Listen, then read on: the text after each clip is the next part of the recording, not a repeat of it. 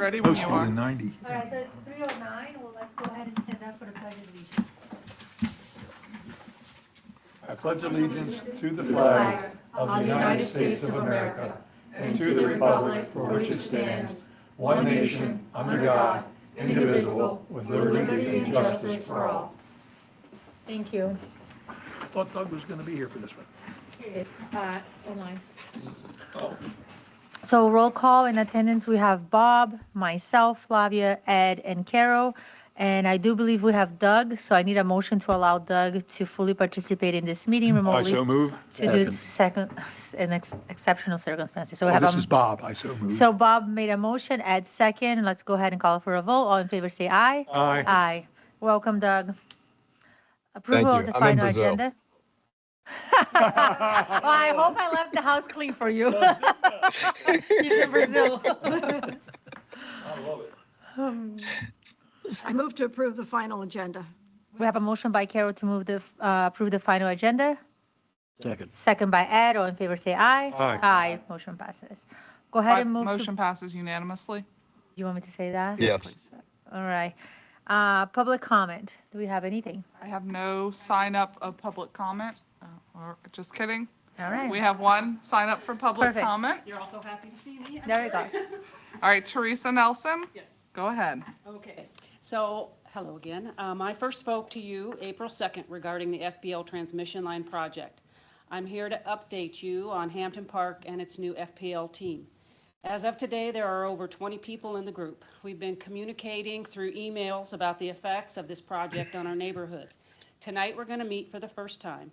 This is a group of Hampton Park residents who are concerned about the transmission line project moving closer towards every cul-de-sac in our neighborhood.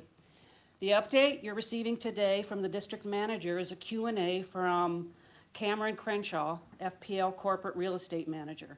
Item number 3 in this update basically states that they plan on clear-cutting the entire easement. Mr. Crenshaw notes the NERC guidelines for the reason to do this. And according to internet research, the NERC guidelines do not strictly require clear-cutting under transmission lines.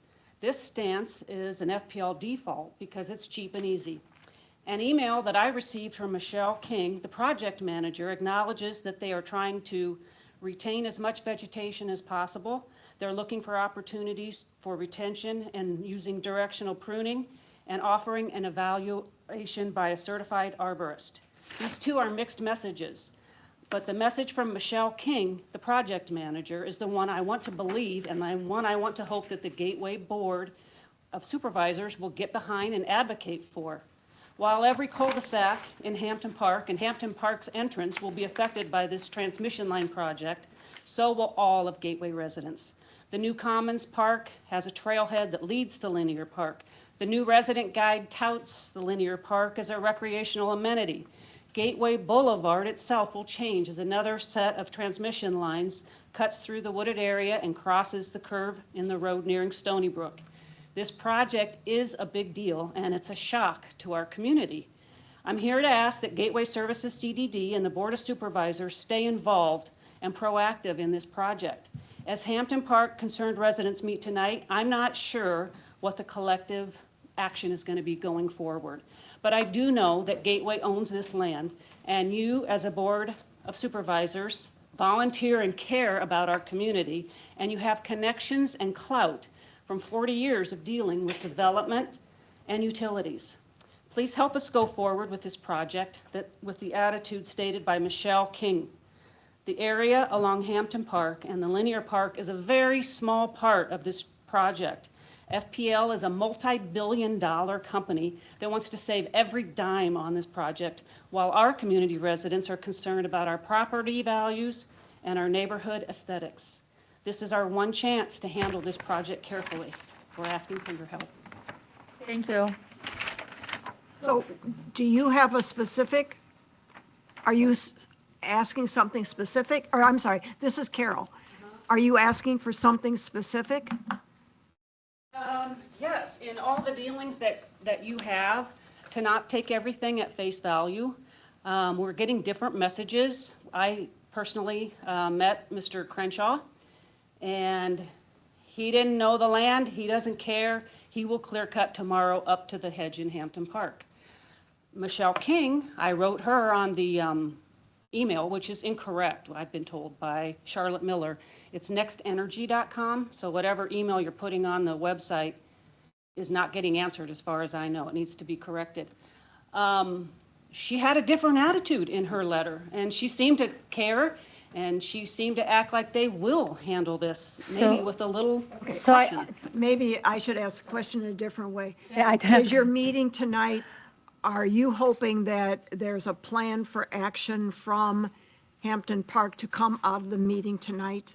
Yes. Okay. And I think, Consolidate our message. okay, so I think also, and I don't know, Carol, but what I hear is what you're asking for, you know it's coming, they're not gonna stop it. What is the most amount of trees that we can save? And if you cannot save the tree, do you have a program to mitigate planting some other type of shrubs or anything? So first of all, is let's just keep as much vegetation as we can to hinder, the intrusiveness of the project. And if that cannot be done and you have to cut it, then can we plant something that is within some type of guidelines that they have that will be low maintenance or no maintenance to them because it'll be us?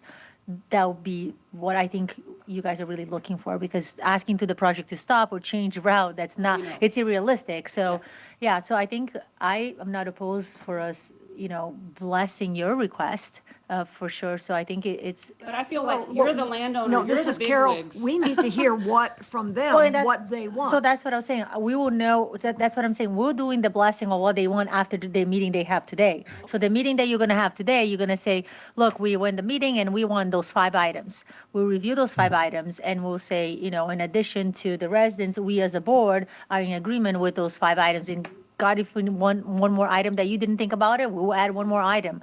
But I think you guys are extremely involved. I commend you, and I commend, I think I sent a really loud message the last time I was here, and then after that, with the amount of emails, you took this and you ran with it. And I commend the residents that stay involved instead of just pointing fingers and saying, this is the action plan, that's what we're gonna do it, and this is how we work together. So I do commend you for that. I do commend you for coming back, and I thank you for it. Okay, well, So- then after tonight, Yeah, more information to come.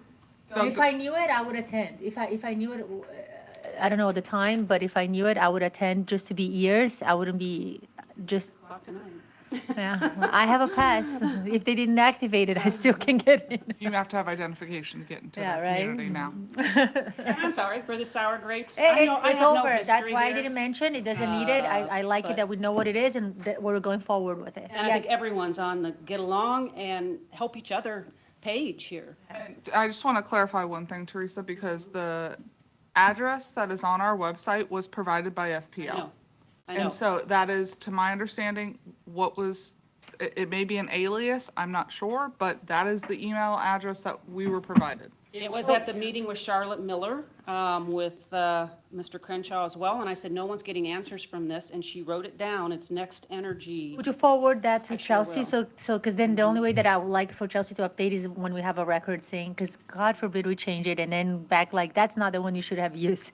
That So, was the email that Michelle King responded, very kindly, and a couple other people too have reached out, and she seems responsive, and I want to take that hope and run. Right. This gentleman is from another part of the state, and he just wants to get it done. But, this is a special part. This community's been here for 40 years. so I have Ed and then Doug. Doug has something to say. Has your HOA been to the television stations? Yes, yes. Why aren't they doing anything? Well, Wink did have a story, May 21st it was on, and they may go again. Would you just go to one station? Wink, I will say this, I think they missed the target on the news. They had a huge opportunity. I think they went into the let's blame and let's why you're not proactive instead of here's the problem. I mean, I watched the news, I read it. So I think if you have the ability to do so, focus on what you're doing now, which is here's where we are instead of What I Gateway would say- Services is the owner. Gateway Service should know. Gateway Service is not telling us what to do. They're hiding information. Gateway Service is lying because that's what the news story was. Instead of here's what's coming to us. How can we defend it? How can we make sure environmentally friendly? How can we do that? So I think there was a miss there, but I figure you got it. Go ahead, Doug. Yeah, I just I want to echo what Flavia said about um, being very appreciative of the community activism on behalf of Hampton Park. And we've seen where that community activism does carry a lot more weight than what you think. Pelican's a good example of that. There's been some activism in Stony Brook regarding 82 and some of the noise buffers. So we appreciate that. And we need that partnership because in most cases, we don't have as much, in some cases, we have maybe a little bit more ability to negotiate. And in some partnerships or in circumstances, we may not have as much ability. And this is kind of one of those cases, but staff has been engaged. They've been pushing on their end. So I would just encourage Hampton Park to continue to advocate on behalf of your concerns and also make sure that any information that you're receiving, that you're trickling that back to Chelsea and staff so we can keep records of it, so we can work in tune. And regarding coming out of your tonight's meeting, I think you need to have some clear talking points on what Hamptons Park position is and the position from the community. And those are things that you need to feed to your news outlets. So when they're reporting accurately on what is the impact to community, what the community is looking for, like more responsiveness or accountability for the environmental needs of the community, as opposed to just coming in and clear cutting without bringing the right people to the table. So I know with these news outlets, if you don't give them clear talking points and what your points of concerns are, they may take a little bit of creative direction with it, and the message may not be getting out, which I think is from the last, again, to what Flavia said, the last media report, it wasn't really vocalizing the concerns and the impact to the community by the lack of due diligence on FPNL to meet the community in the middle with making good decisions. So, but again, I applaud you for your work. Continue that, because the power of community activism along with our government body as a district is only stronger when we work together. All right, thank you. Okay, thank you. If I can, I mean, I'll do anything not to cook dinner. I'll be there 8 o'clock. Oh, 6. All right. We may be still here.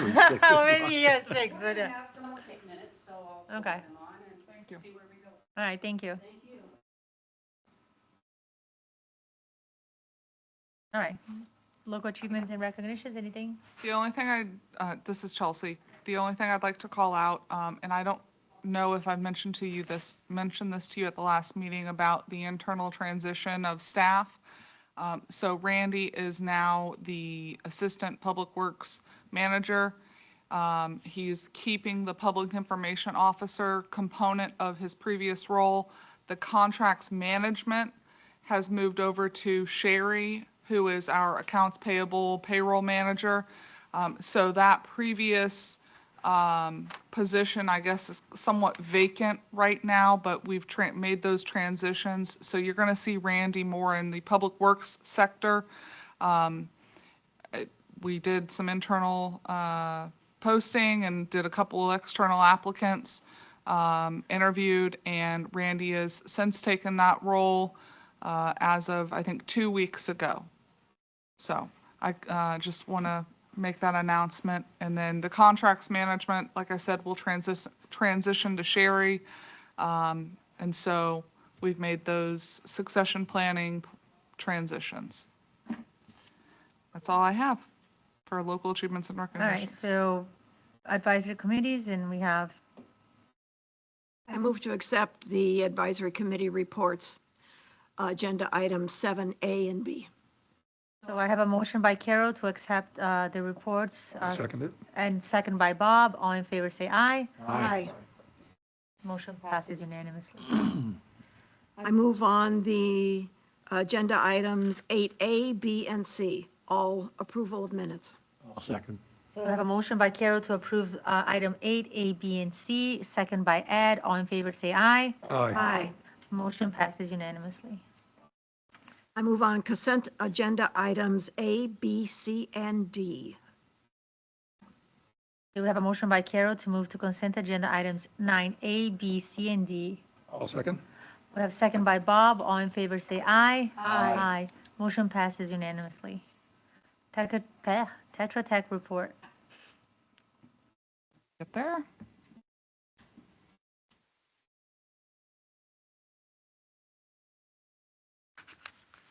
Stephen, you're up. Good afternoon, everyone. Stephen Agapi, Tetra Tech District Engineer. Today, we just have our task authorization update. The irrigation and force main improvement project, no new updates from us on this one. We're still waiting to hear back from HMDP and CDBG. The Lake Bank Restoration Project, we did get requests for additional information back from HMGP and Lee County Development Order reviews. We're working on responses to those, and we'll have those out by the end of the month. Pelican Preserve Boulevard Mill and Overlay. That project is underway right now with Southern Striping. So far, they've mobilized to the site and they have removed and replaced the valley gutters and some other miscellaneous curbing along the first portion of their project, which is from Tree Line to Bonito Drive. As you can see here, the schedule shows they're planning to start milling on the 27th of this month, so coming up. The Sherman Soccer Complex parking expansion. Our response to South Florida has been submitted, and that is under their review right now. The response to Lee County's DO RAI, that is still in the works. We had to make some minor landscaping adjustments to accommodate some stormwater changes.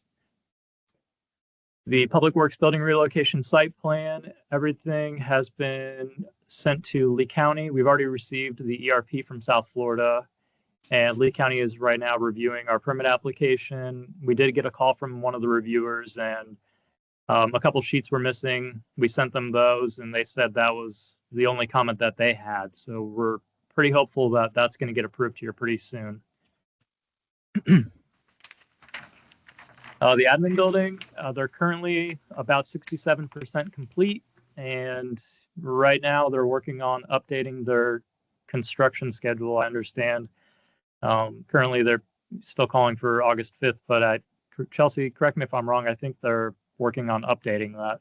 I do have a request from them today that I'd like to present to you. But now or later, it's up to you. You know. Essentially, they're requesting for 2 additional months. So that would push the substantial completion back to the end of October and the final completion back to the end of November. I am awaiting a formal written change order request from them. I explained to them that I cannot recommend that in front of to the board, but without some type of compensation back to the district for lost time. And understanding that the next board meeting is 1 day after what should be the substantial completion date. I am waiting for that formal request in my inbox any minute now, but this is a realistic expectation. They have a new director of operations, and I've spoken with the president of Florida's operations from OAK, but this is a realistic timeline because we cannot get close the development order because you have to close out all of the permits, the building permits and things like that. So I did explain to them liquidated damages were $500 a day. Nothing. So in the bigger scheme of things, they would entertain LDs but still being able to charge their 10% administration fee. They too have some losses as part of this project, which that is not our problem. We signed a contract. But if you would like me to entertain that, I will entertain that. We can have a conversation about this. But either way, I can bring back their change order request. And if you'd like to invite them here in person to justify that, I'd be happy to make that request of them for your August 6th meeting. Go ahead, Ed. Yeah, questions.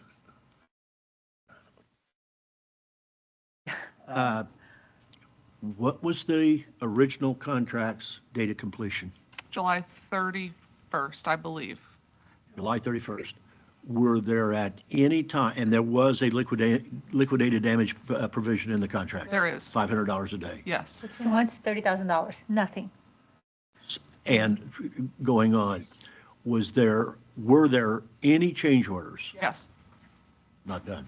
Were there any change orders at which time they asked for additional time? Yes. Was it granted? Yes. So they've already had an extension for change orders that justified additional time to do the job.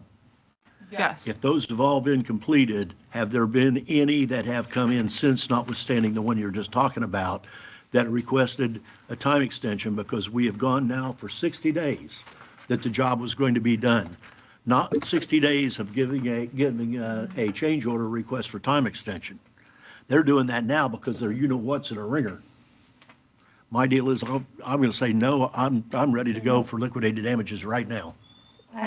So let me, if I can answer, Chelsea, if I can answer your question, I have 2 change orders sitting in my queue right now. I have not received a formal request as of the start of the 2 p.m. workshop, but I know one is forthcoming for the time, for the additional 2 months' time. Too much time from when? 2 months. 2 2 months. Two more months from August 6th? To move it to, so to move from what is on the books right now, contractual obligation of August 5th substantial, September 5th final, to move those dates to November. October 31st substantial to November 31st final. So in essence, it's. November's only got 30 days. Okay, 2 months additional time. Okay, what are the 2 change orders that we need to be done now? Yeah, of 2029. As far as I'm concerned, that change order was not timely submitted, period.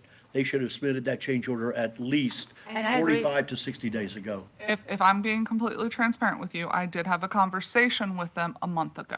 They did not formally submit additional time change order requests. I don't necessarily care. Formally is all we go about. We don't do handshakes, right? We don't do handshakes. So formally, I mean, we're not going to tell them how to run their business. I will tell you this, while I wasn't here for 3 weeks, I don't see enough people on the ground, okay? And when I do see it, I feel like every time I'm there is lunchtime.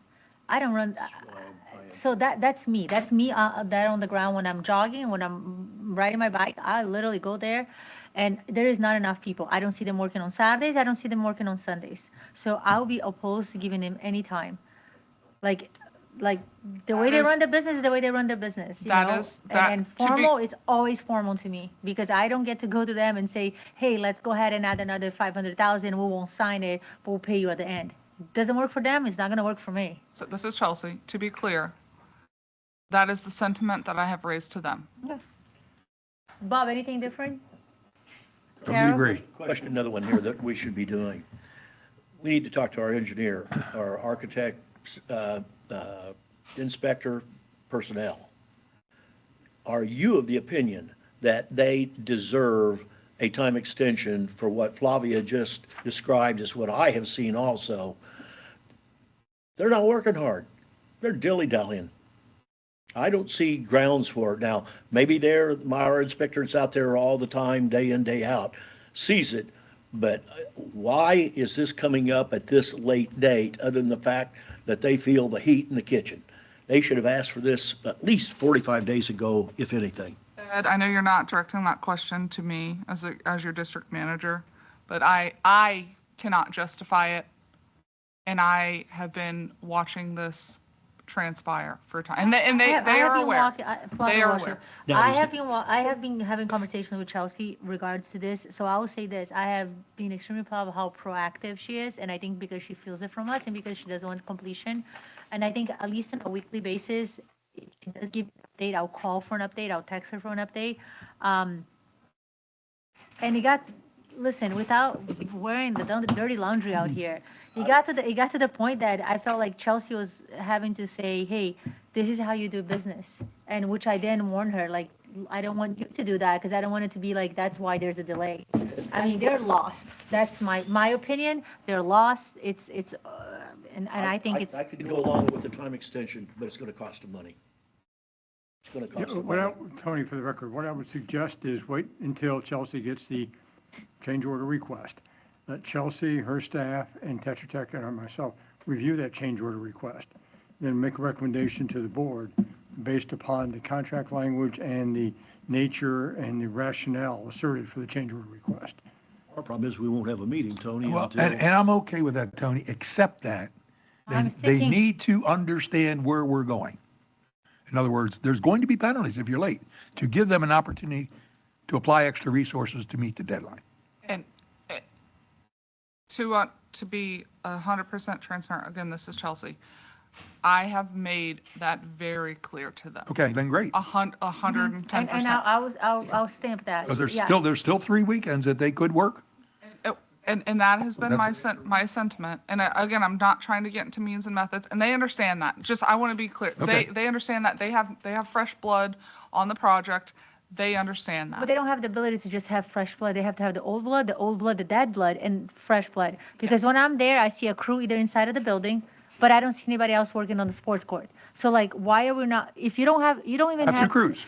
To me, you don't even have enough to do like one item, which is admin building. And then you're taking the admin building and splitting and doing them courts. And so I feel like Monday they do this, Tuesday the same crew does that. They just wear different hats. They just need more people on the ground, period. Period. They don't have enough This people. is Carol. I have a question. for I'm Tony. frustrated. Tony, to enforce that part of the contract, the $500 a day, does that mean litigation on our part We against can them? make a demand we can assert the position that we are seeking liquidated damages and articulate the reason why if they go past the date. Or when they make the change order request, because we did this with another vendor, saying, as part of the change order request, we're also going to be asserting or reserving the right to assert liquidated damages. So So not necessarily is the no, answer. that could be part of, threat, it could not be the part, action. could be part of the discussions if there's and we can try to resolve those ahead of time.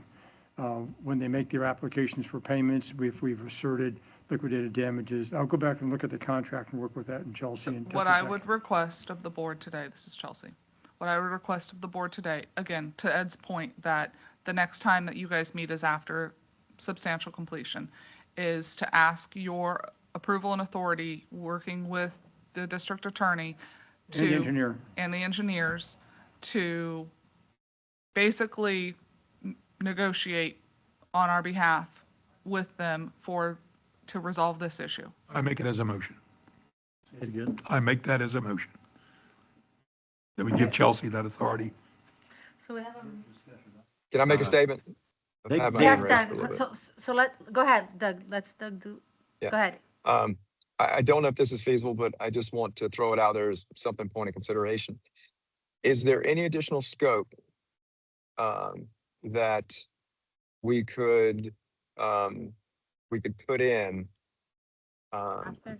within that, either the 2-month time frame or something within that time frame that would be advantageous for us as an offset to the liquidated damages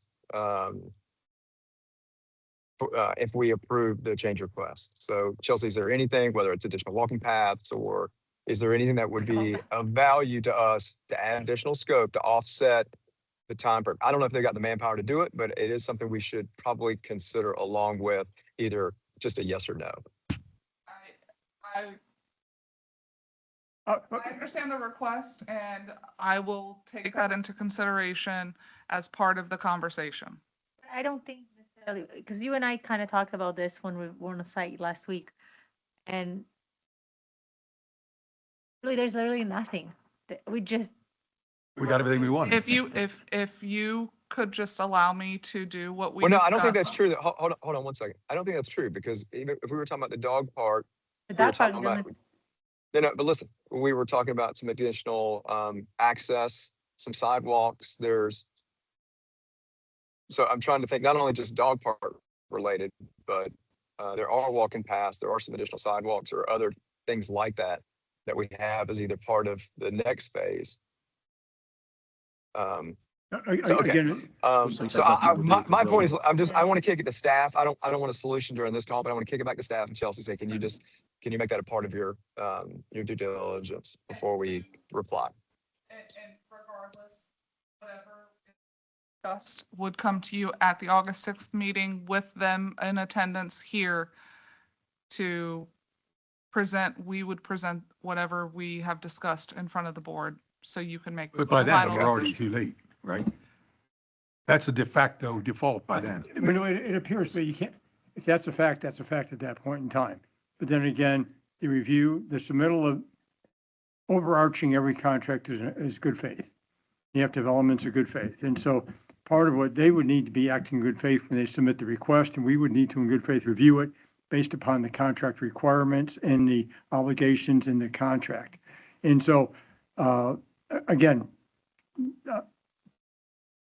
the date, if the date comes and goes and they do not achieve it, and they timely and properly make a request for a change order, for an extension of time or for contract price, then it will be evaluated and acted on appropriately, the Chelsea, myself, and the engineer, and come back with a recommendation to the board. And if the date's gone by, it's already gone Carol by. again, a question to Chelsea. Are we as a district incurring any additional costs, meaning rent of the facility we're in right now? Any additional costs because of this request? Yes, ma'am. And that is part of the conversation that I've already had with them, and they are open to discussing paying for the additional rent at our facility to extend the extra months. So all of these items that you're mentioning, again, I kindly request that you allow. That's all in that motion that gives Let's you do the this. authority. The tiger needs some teeth. This is Ed. I've done this before, many times. You've got to show a position on this. My deal was, we have a motion right now to give you the authority to tell them that the board is on August 6th going to assert liquidated damages. Correct. And you have that. We take that vote right now, and they know we're not playing games anymore.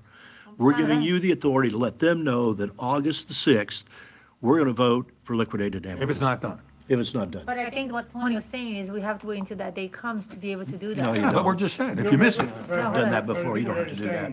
The message is clear that the district Okay. is going to reserve all rights it has under the contract, All right, so and then, including the right to assert liquidated damages if the contract provisions are not achieved. what I just all said. right, so that's, Yes. so we have a motion on the floor by Bob. And I'll go, do we have a second? Second by Ed. Let's go ahead and call, any more questions, any more discussions? No? Don't get Danny. No, ma'am. All right, let's go for a vote. All in favor, say aye. Aye.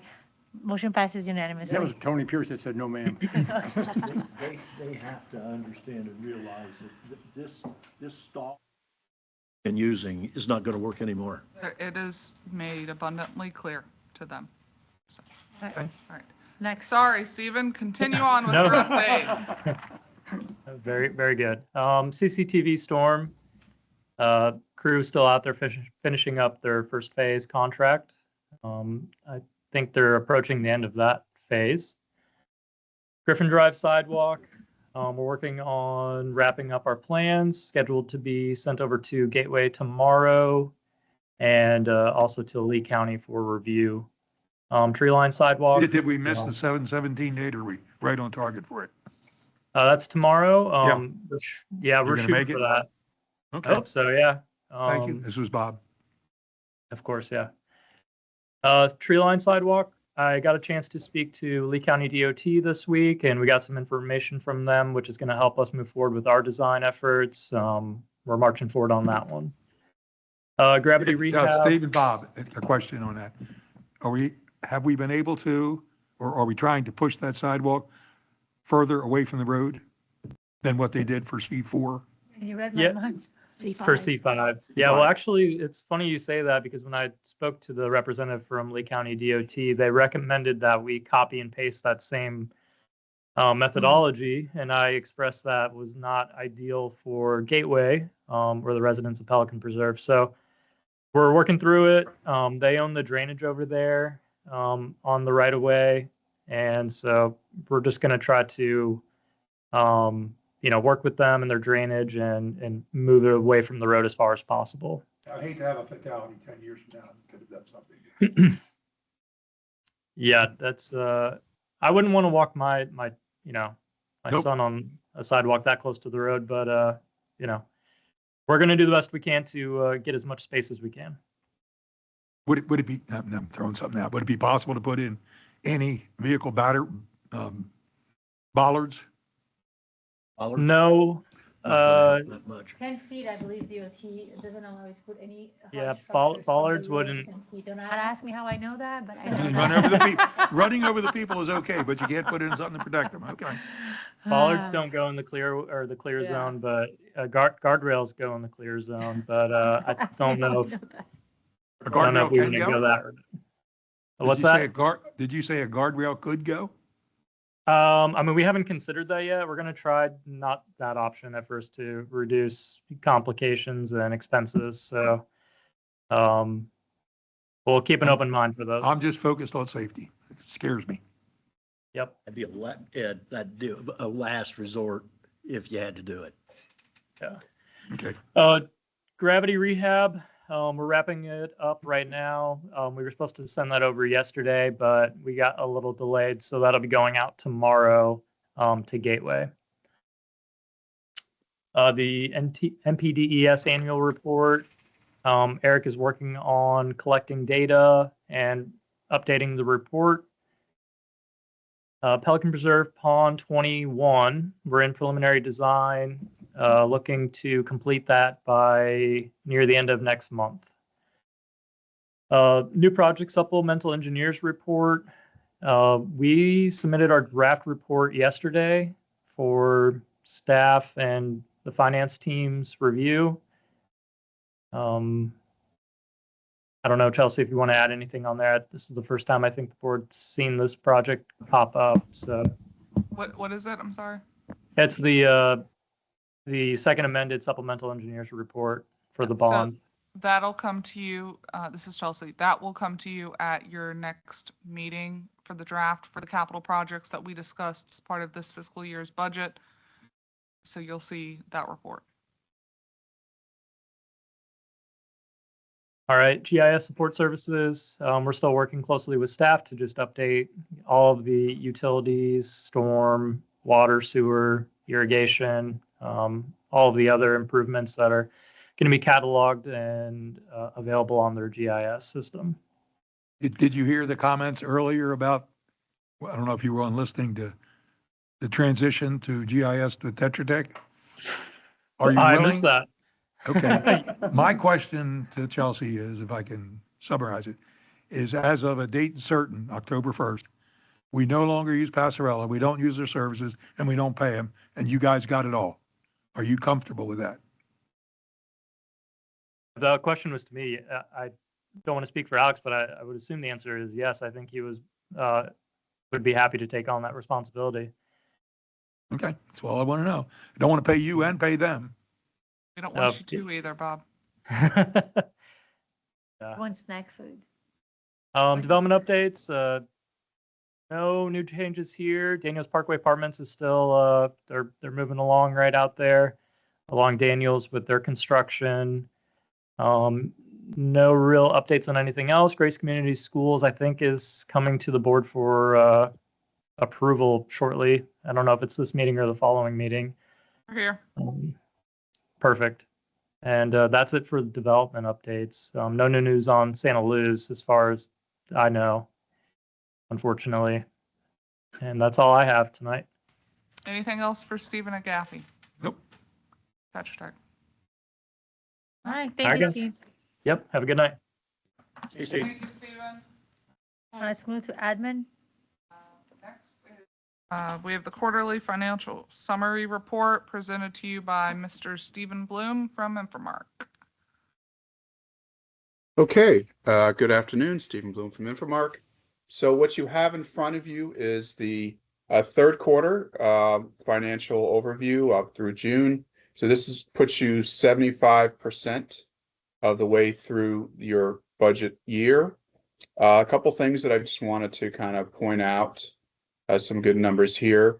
When you start looking at the revenue first, what I normally look at is your assessment collection rate, and you can see there you're, out of what, 99% through June, and there'll be a little bit more that'll come in, but obviously you're in good shape there.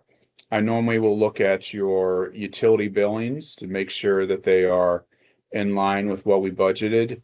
And overall, the enterprise fund, you can see there's about 81% of your budget. But then when you pull out the non utility billing piece, you're still at about 75% of your budget. So right there, um, you know, what you would expect to see. Again, that's covering obviously your debt, and it covers, projects. So it's very important for those billings to be on target. And then kind of on the revenue side, I always look at your interest income. And so you can see it's in the kind of the midway on the right there, all of the funds. And again, this is across the board, including capital projects.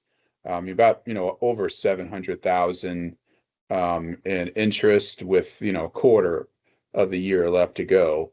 And the bottom left also has a breakdown of that number if you want to take a look at it by fund. So you can see, general fund, Pelican Preserve. Again, we don't normally go look at the investment line by line in terms of where all of your money's in, but there is a page if you're interested in the financials that shows you everything, T-bills, money markets, all the funds across the board. I think it's like 2 pages now. We're constantly trying to take a look at the money and see if there's anything better. But we always want to show you where your investment is. And again, it's a good way to be able to show that we're using the money that we have and investing it properly. So that's what I kind of look at in terms of the revenue side. And then the next section there talks about expenses. And so from the general fund, and that's kind of an all-in number, I like to usually pull out and tell you what the numbers are without any of the transfer ins or outs and stuff. So it gives me more of an idea on how operations is doing.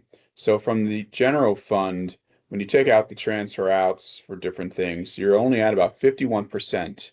So doing very well in terms of the spending side. Now, again, the caveat is going to be the same as when we talk about in the earlier part of the year. You still have a quarter and you still have plenty of projects that are in the pipeline. And so obviously that spending number will go up.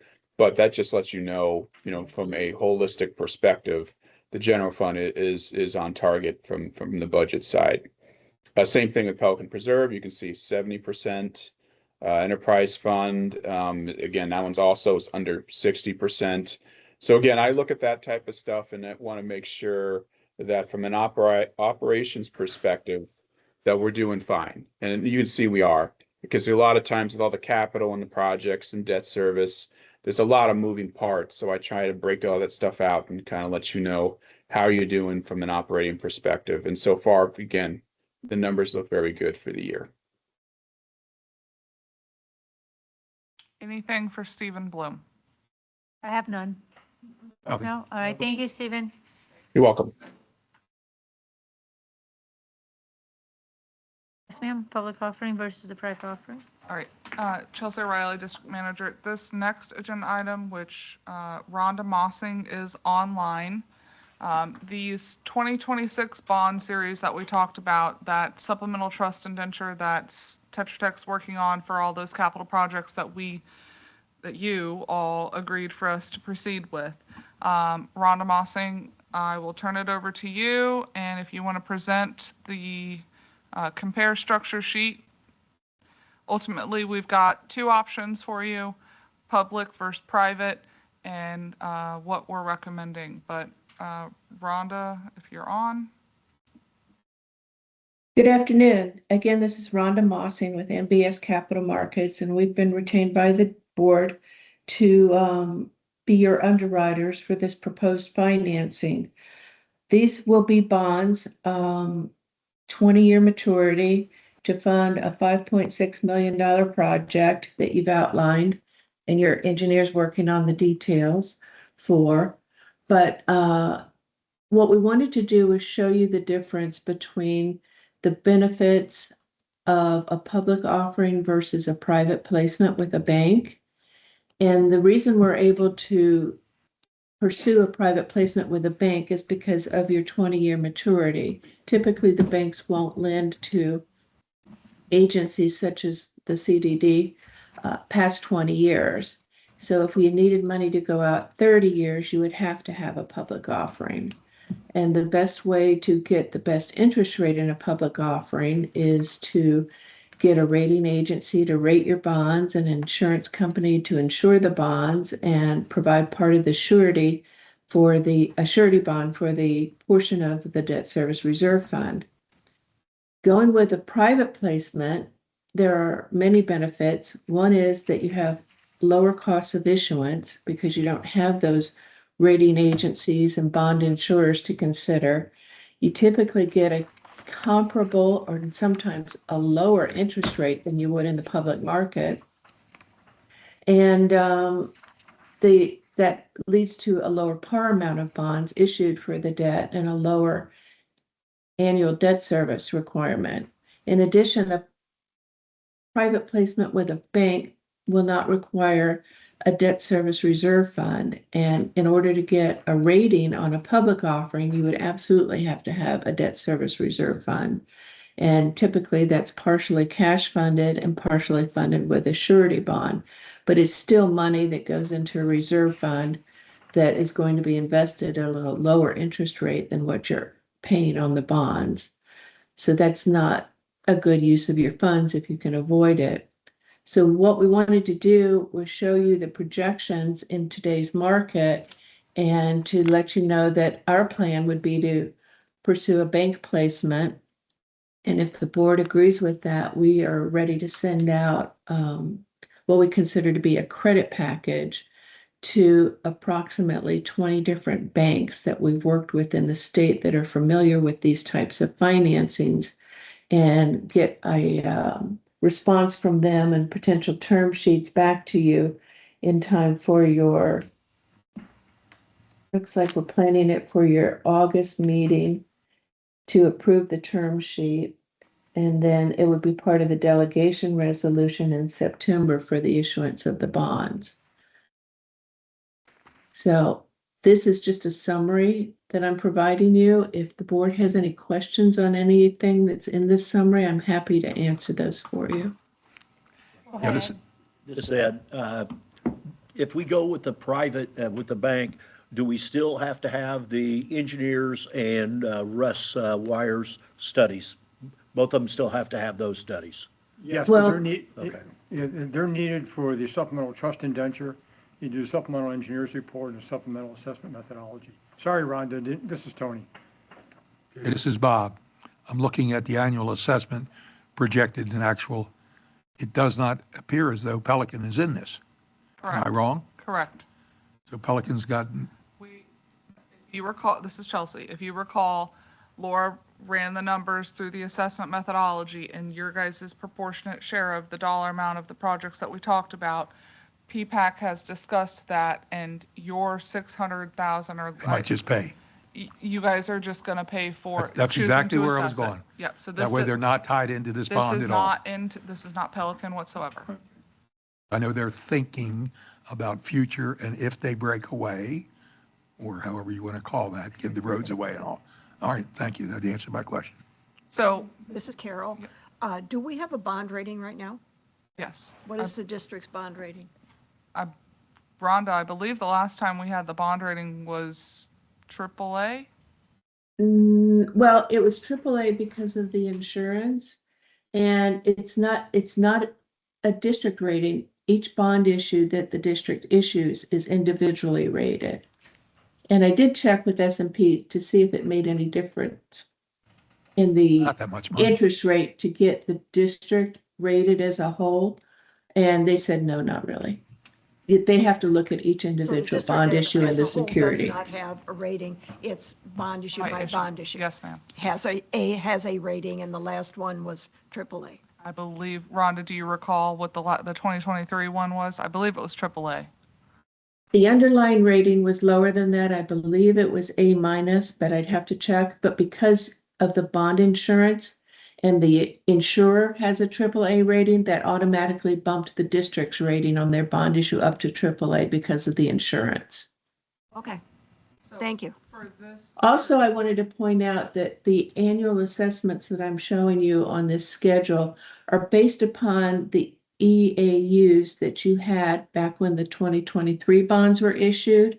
And this is all preliminary because Russ then will put together his report and identify the benefits that each component of the project has on all the different land uses within the assessment area. And he may come up with a slightly different allocation, but I used the 2023 EAUs because I thought they would be close to give you an idea.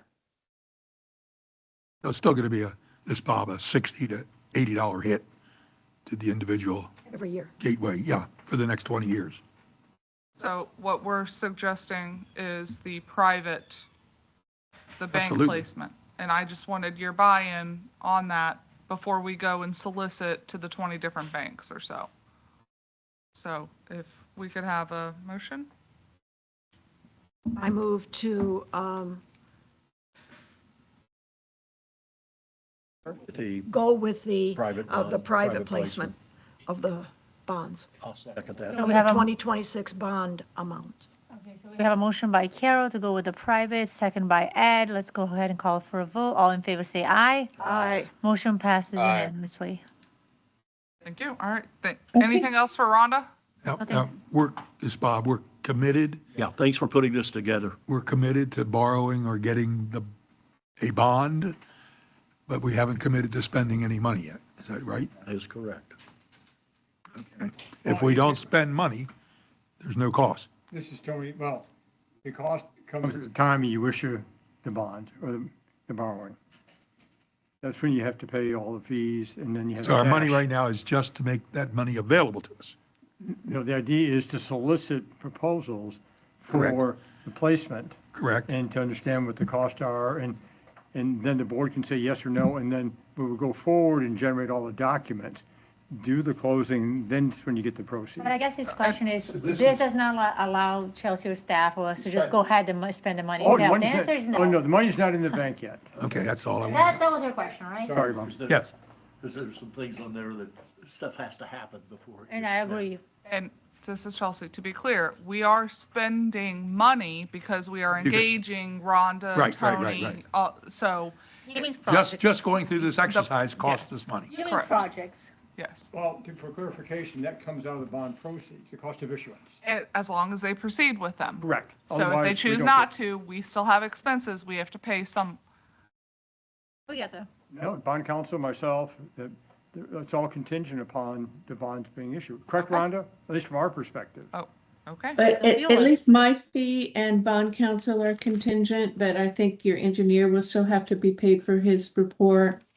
And I- any legal fees that I'm you contingent incur also. related to these bonds, Tony should charge you for. This is Tony, mine's contingent We don't get also. many free things from Tony. Yeah, mine's contingent, mine is contingent also like Rhonda's and bond counsel, yes. All right. Thank you, Rhonda. Okay, thank you. All right, let's Good go ahead night. and move to Grace Community Development Development, consideration for approval. I'll take this, I'll be brief. This is Chelsea, District Manager. We have Grace Community School that has come in and gone through the development review process through the permit criteria manual. It has been reviewed and vetted by staff, by the district engineer and district council, and we are recommending approval of this to the board. It is for a small preschool over right near our office, Opposite Denny Grimes thing. opposite Denny Grimes, at 11911 Fairway Lakes Drive. The map is attached. Sign's been up for years, the school's Yeah, coming. there's no layout or anything on that map. Where are they ingressing and egressing? Are they coming out directly onto Gateway, this is Ed? No. Onto Gateway Boulevard, or are That they coming parcel- onto Fairway Lakes Office Park? Ed, this is Chelsea. That parcel does not touch Gateway Boulevard. It touches. That's right, you're right. But, so they're coming out on Fairway Lakes. Fairway Lakes. Yes. And then the second thing is, there was something in there about a church It- in the, did somebody get, Grace Community School is, you can correct me if I'm wrong on this by any means. This is Chelsea. It is funded through this church, through the church. okay, so that's how that church reference got involved in there? Correct. Okay. I move to approve. This is Carol. I move to approve. Okay, we have a motion by Carol. Do I have a second? I'll second. I'll second by Ed. Let's go ahead and call for a vote. All in favor, say aye. Aye. Aye. And can I ask a quick question to Tony before we proceed? Wait. Go ahead. Yeah, so Sure. Tony, I think we've had this conversation before in the past, but when properties come in, and they submit development orders or designs, what authority do we have as a community to regulate or to set certain parameters? Like within an HOA, they set design guides on what type of roof to use, what type of signage, certain things of that nature. Do we have any ability to create baselines or any type of, The whether it PUD, be right? Permit criteria manual, that's The it. PUD has some Yeah, this is Tony. The Lee County Land Development Code and whatever architectural or design standards are in there, the Gateway PUD, the Gateway DRI, and to the extent that there are valid covenants, otherwise we regulate it through the permit criteria manual Okay. as far Well- as infrastructure. Yeah, well, let me give you some specific examples. So, there's different roof styles that are being used. There's signage that goes up in front of buildings. There is, building conditions. As an example, like the 7-Eleven building is extremely outdated, and probably could stand to be upgraded. And even on a small, I'm not trying to call Denny out, but his signage that he has in front of his building is basically some 2x4s or polling and a banner. I wish we had the ability to set some criteria for signage and for even some potential aesthetics when things start to get old and need to be updated, because it's just not into the standard that our community would have in any other community environment. All right, Doug, so before we go there, we do have a motion on the floor and we have a second, and I was calling it for a vote. So let's finish that, and then I guess Tony can answer the question. Would that be the proper thing to do, Tony? It would be appropriate. Tony, Okay. please, yes. So Okay, let's go that's fine. ahead I and, apologize. okay, that's okay. So let's go ahead and call for a vote. All in favor, say aye. Aye. Any opposed? No, motion passes unanimously. Tony, go ahead. Yeah, Tony Pierce, the district doesn't have, well, let me back up. There are a number of deed restrictions and covenants, as you are well aware of, in the various communities in Gateway. There's no master association like there's typically for a lot of other communities that have all the other associations under it. So from the standpoint of regulating signage, copy, size, looks, appearances, it's the Lee County Land Development Code in the unincorporated area, the Lee County PUD in the unincorporated area, the Lee County Development Order.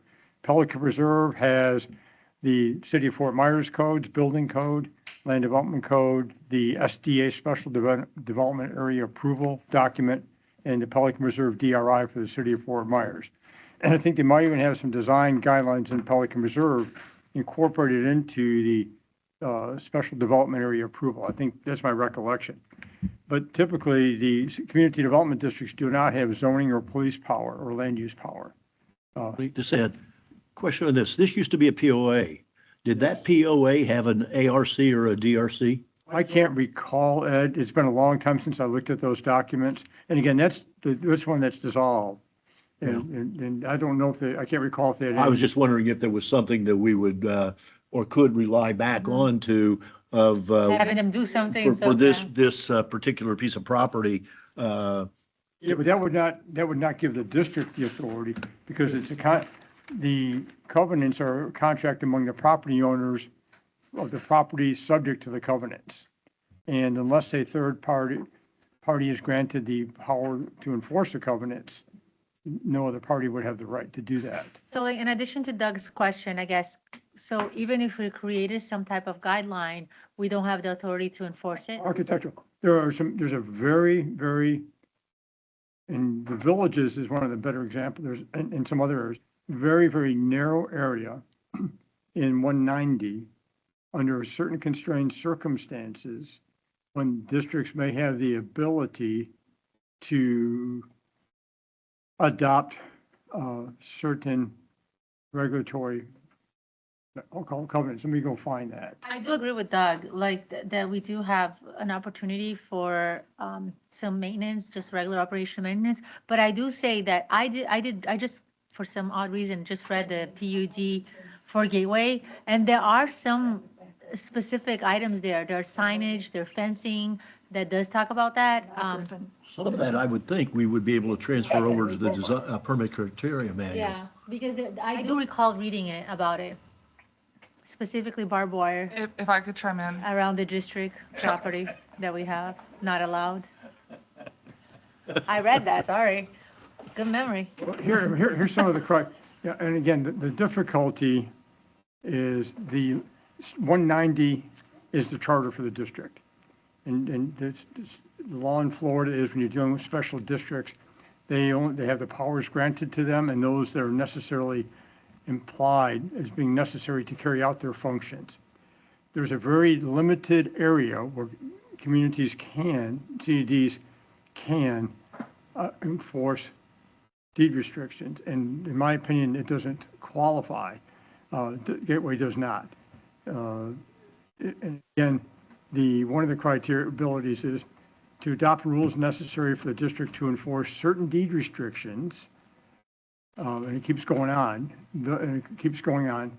but it says, for the purpose of this subsection, the term deed restrictions means those covenants, conditions, restrictions, compliance mechanisms, and enforcement remedies contained in any applicable declaration of covenants and restrictions that govern the use and operation of real property, and for which covenants, conditions, and restrictions there is no homeowners association or property owners association having respective enforcement powers, unless with respect to a homeowners association, and they say homeowners, they don't say property owners association, which is important because Fairway Lakes is a property owners association, whose board is under member control, and so it's very limited mechanism. And then you have to go, again, the board may vote to adopt such rules only when all the following conditions exist.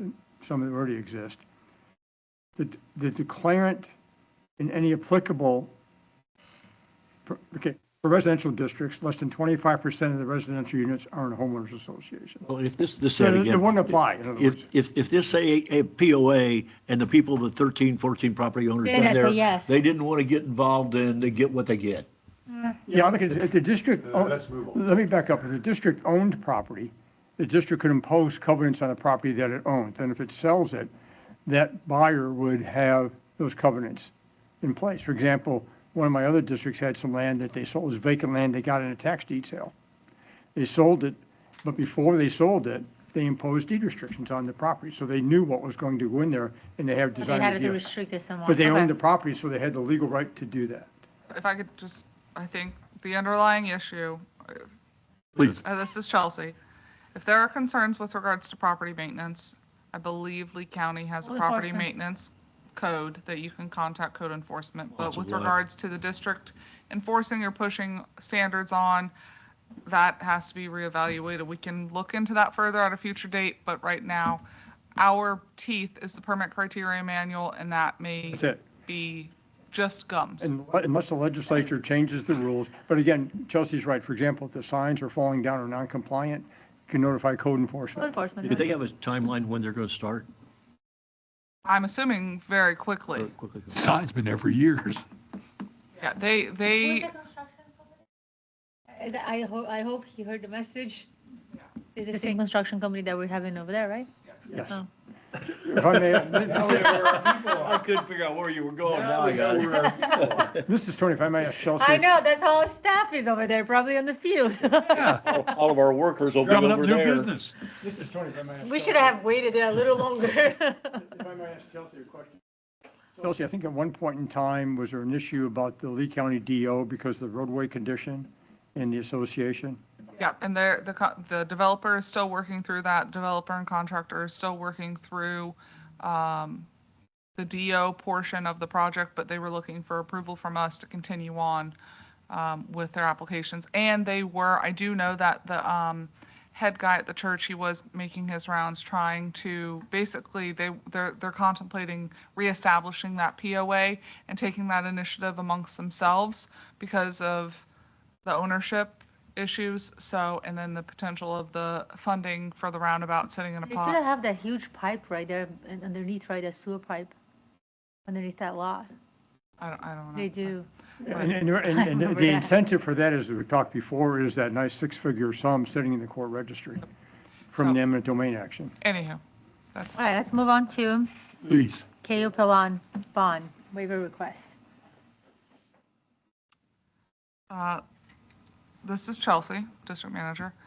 I thought On the it. developer would Click on be. it, click on it. I know, I'm trying to get there. Listen, Laura's not here, so I can't tell her to click on it. This, Chelsea's clicking You on can it. tell her, but she won't do anything. I know. Said, Come on, Is this a Laura. repeat of what we just did a couple of weeks ago or a month ago? Well, I wanted, I North wanted, Haven? yeah, Oh, thanks. hi, Laura's she on. is here. Very So- quietly, I hear. So KO Pilon is the corner lot up here across from 7-Eleven, the vacant lot.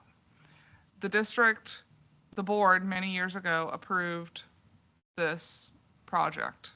I don't know what happened. I don't know what transpired, but typically we would, as part of the approval process, require the developer to have a bond on file. As part of me evaluating the work that was going on, I quickly realized that the district does not have a bond on file as part of that approval process. Well, when I started these conversations with the engineer, which is Bowman, and the developer, which is, they're out of the East Coast, they, similar to North Haven, yes, like a couple weeks ago, requested a waiver of this bond requirement until they actually start construction. So the request that you see in front of you is from the owner of the property requesting the same agreement that we did for North Haven, a delay for the bond requirement, and we could enter into this agreement with them, similar to what we did with North Haven, until they are ready to start construction. So We have no risk. What? We have no risk by waiting until they're ready to construct. I'm okay with So that. if you're, I just want to caveat, this is Chelsea, Caveat, transparency, what are the words for today? caveat that if you so choose to entertain this, we are going to have incurred costs from legal counsel to draft the agreement, and that the developer bear the cost of Any drafting fees? that agreement to come back in front of you at a future time and date certain as we. In other words, pick up the tab later. Okay. No, not later, now. Now, For My that my 30 only now. concern, my only that concern 30? here is when we delay a bond for any type of construction, in the future, if we do that, then there has to be no activity on that property. In my opinion, because once you even start clearing ground or doing any type of, then there's a risk of something happening, even if, absolutely, whatever. Doug. So I think in the future, if we're going to set a precedent, I think if we approve this today, I think moving forward, we have to agree that we will not allow for any, Activity. Any further construction? yes, so we will delay a bond only in the event that there is zero activity on the property. Yep. But the minute you start bringing machinery on the grounds and doing any type of stuff, that bond, there should be a bond in place. You can put that as part of the agreement. We can incorporate that as part I of the think we should, then agreement. I'm totally in favor. I agree. So if Good point. any additional activity, because they got machinery still sitting out there. So if any additional activity takes place, that bond needs to be in effect. Madam Chair, this is Tony. Chelsea, I can't recall, did they request a timeline? Because the request does not indicate, I'll call it a drop dead date by which they need to obtain the bond or commence construction. But I think North Haven did. We ended up pushing can- it back. We do need to include that does not exempt them from property maintenance. Right. They got to maintain. Can't let the weeds property. grow in the meantime.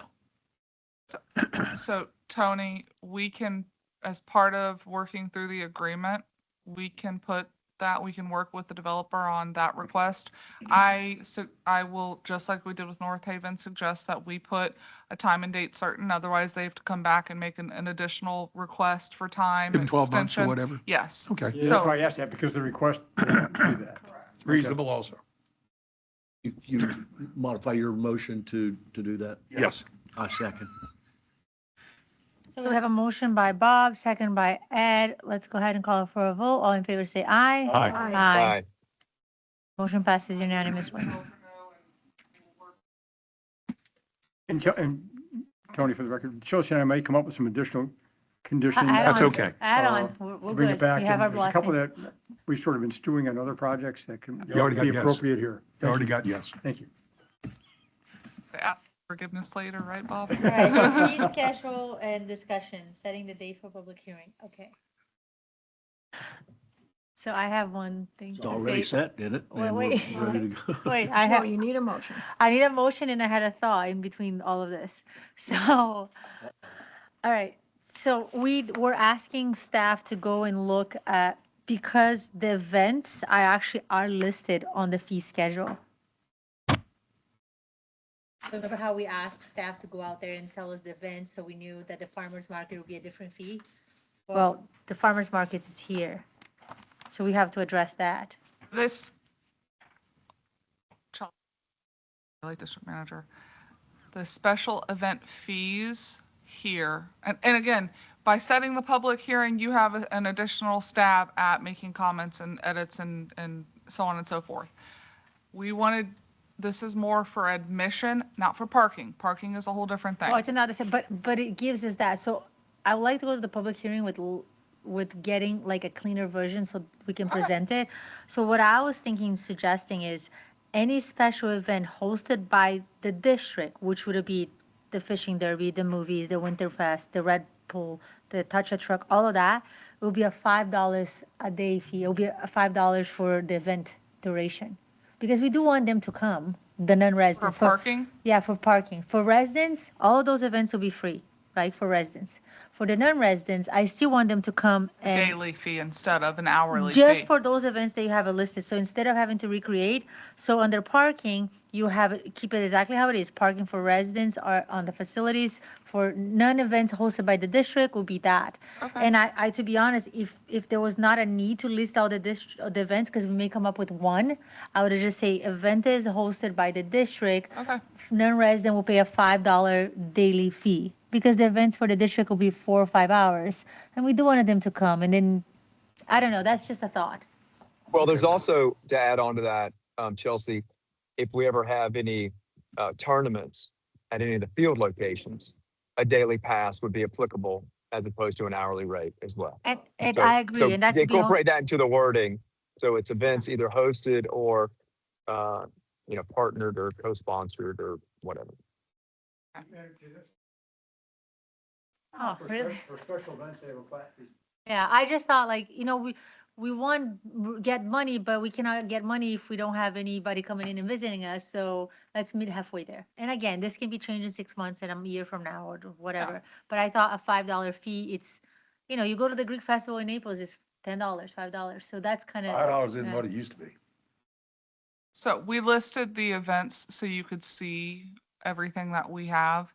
The big one, the youth fishing derby is, we've been charging that fee, but, and then generally everything else has been free, all of our other events.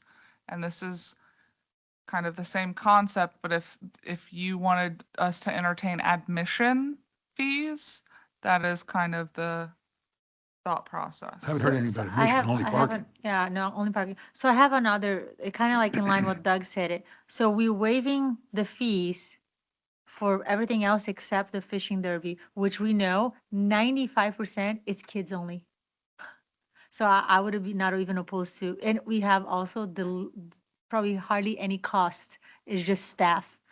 The other ones, we actually have costs. We have, the Red Lion Pool, we have prices and things like that. And that we're giving it for free for non-resident. For the resident fishing derby, we charge the kids $10. So I would also, if anything, looking at this now, remove the youth fishing derby fee, make it a free.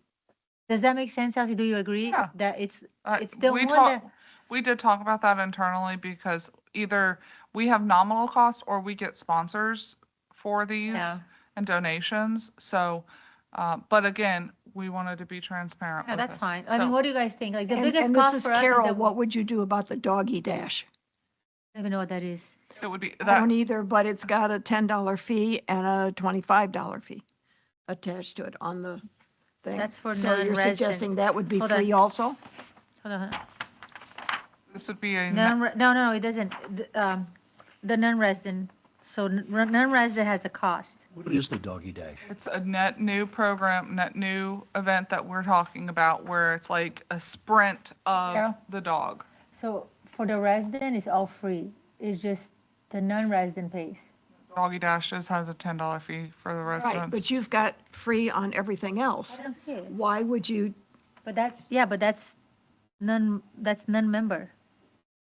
I'm saying if you want to be consistent, all the No, I rest of agree. those I agree fees what are you're saying. free. I agree what you're saying. Why wouldn't you take off those fees also? So you want to do, I was talking about the resident version of it. You want to leave? Oh, okay, Oh, it's under current you- rate, because, okay, never mind. So under Because it's youth current fishing- rate and member rate. Yes, I would just say remove that doggy fee too. so free for members. Mm-hmm. And non-residents have to pay? Right now, everything's free. What is what is that first? Let's start with that. It'll be a new program. It's like an agility doggy dash. They race a certain amount of meters and trying with new, I'm laughing without trying not to laugh. Something? we're trying to hit All all my of dogs our, are retired. They'll just like to chew in the grass and do nothing. Only dachshunds are allowed. Yes. okay, well, either way, we'll remove the list of all the special events. We'll caveat it and just put district partnered, co-partnered, hosted, Special events. special events, and that will offer a daily parking pass I'll agree. for $5. Yeah, and I think, thank you for bringing that up, Carol. I'll say to remove the $10.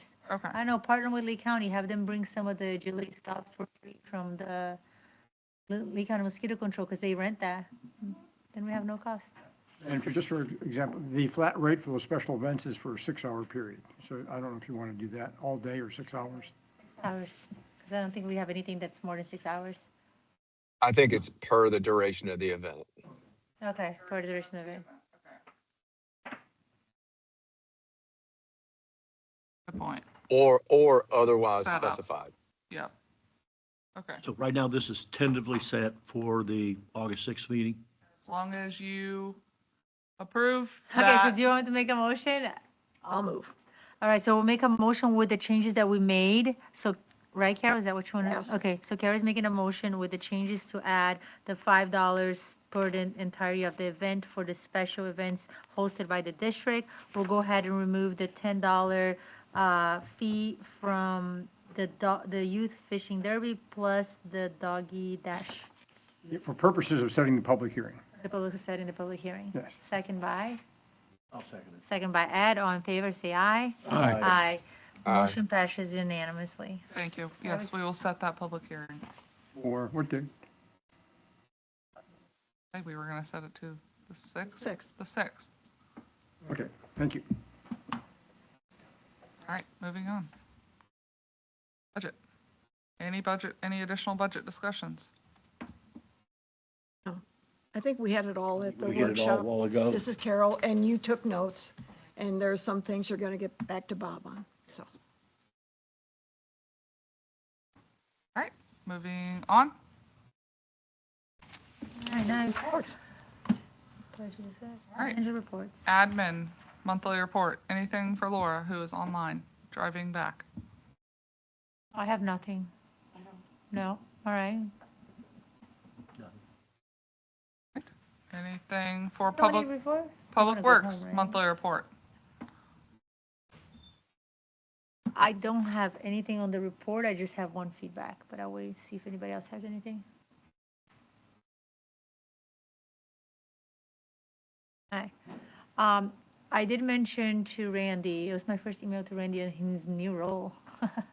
I noticed the aerators are not, the heads are not working on 83. And then a tricky question to get another answer that I really wanted it, which was, when was the last, because I came back from vacation, I noticed my pond was really calm. To Randy or to Matt? I sent it to Randy because I thought it was Randy's job, and then Randy sent it to Matt. Okay. Okay. So, I noticed the pond was calm, and I noticed the first day I was back, right? So then my question is, because I was out for 6 weeks, how long was it out? Right? So then he answered, they did the inspection, it's just, the system had switched, so we really don't know, which is fine. But I just want to make sure that we utilize in the schedule. I don't recall the contract that we have now, but I do recall seeing the contract we had 5 years ago, 3 years ago, that they are going out there, and that is one of the items on that checklist, because we created the checklist to give it to the vendor to check. So I want to make sure that's in there. In addition, I have seen an increase slightly, not enough to promote necessarily action, but I know it's this time of year, I have started seeing algae, filamentous algae, so I've seen it. We've seen it. So Our pond's free. again, I don't know, but I just noticed on some of the ponds, I actually noticed in some of the ponds that we didn't have issues before. So this is the first time in Magnolia that we're seeing it since 2019, which is 7 years. So I just want to make sure, like, if there's something, treatment wise, but I know it has to do with the heat, has to do with a bunch of other stuff, but those are my only two things. Yes, Paul? Yes, good afternoon. For the record, Paul Flores, Public Works Director. Regarding Lake 83, we did replace that compressor in mid-June, June 15th, I believe. So since then, I believe somehow the breaker tripped, and that's why it was off. Matt had responded to your request, but unfortunately, he's so new, he forgot to click a setting to give you the reply directly. No, he did. Okay. He did. Yeah, And that's what okay. I was saying, like, I got it, but there's not a Flavia in every pond. And I got back, and it was the same day I got back, I was like, the pond is too calm. And then I went over there and I said, I don't think the aerators are on. So I shut my fountain off, because then I could really see it, and I was like, there's no way I see heads working. So that's all. And I mean, I think long time ago, when Kenny was doing this on his other role, we used to have a map. Do you remember the map here with the lift station and the lights? So Kenny used to look at, with L, at the usage on the FPL, and like, so I don't know why, but they will say, okay, we have barely any usage here, the bill is too low. That's how they knew something was out. It was very reactive, not proactive, but. Right.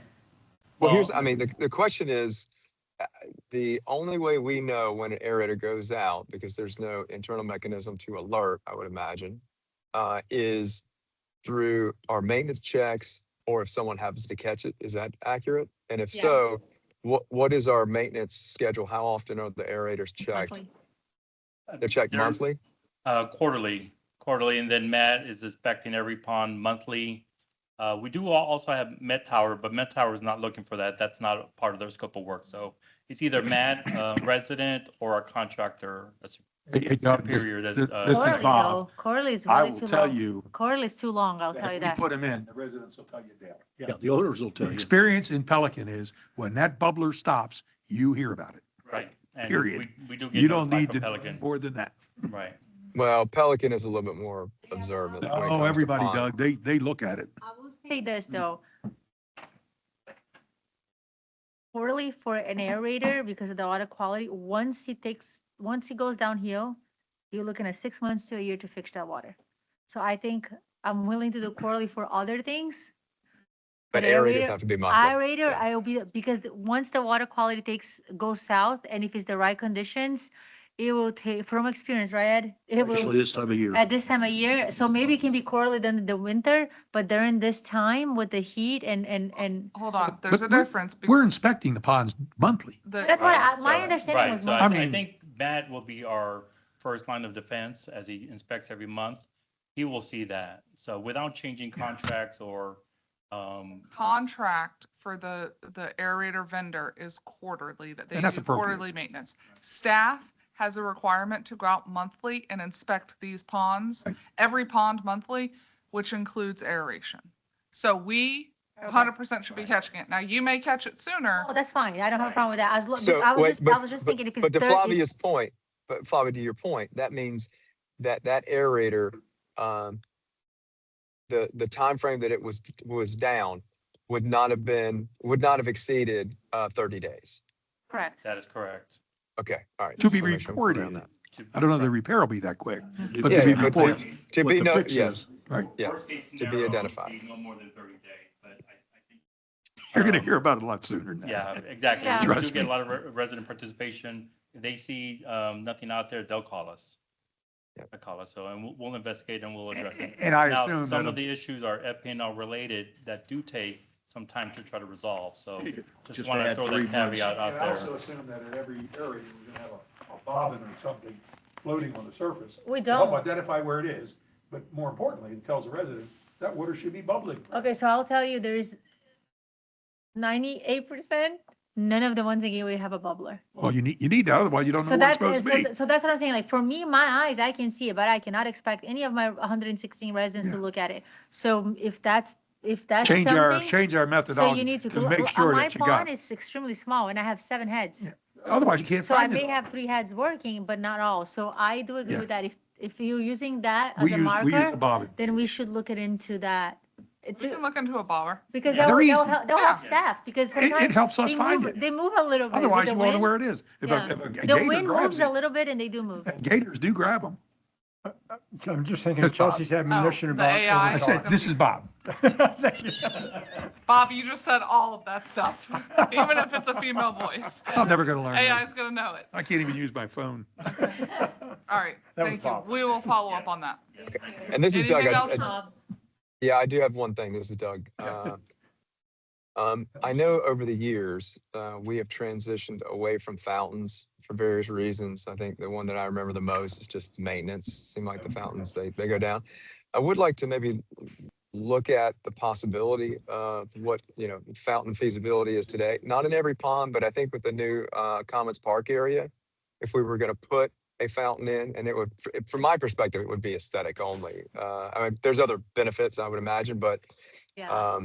I would almost like to entertain 1%. a fountain at the Commons Park area to again add some, visual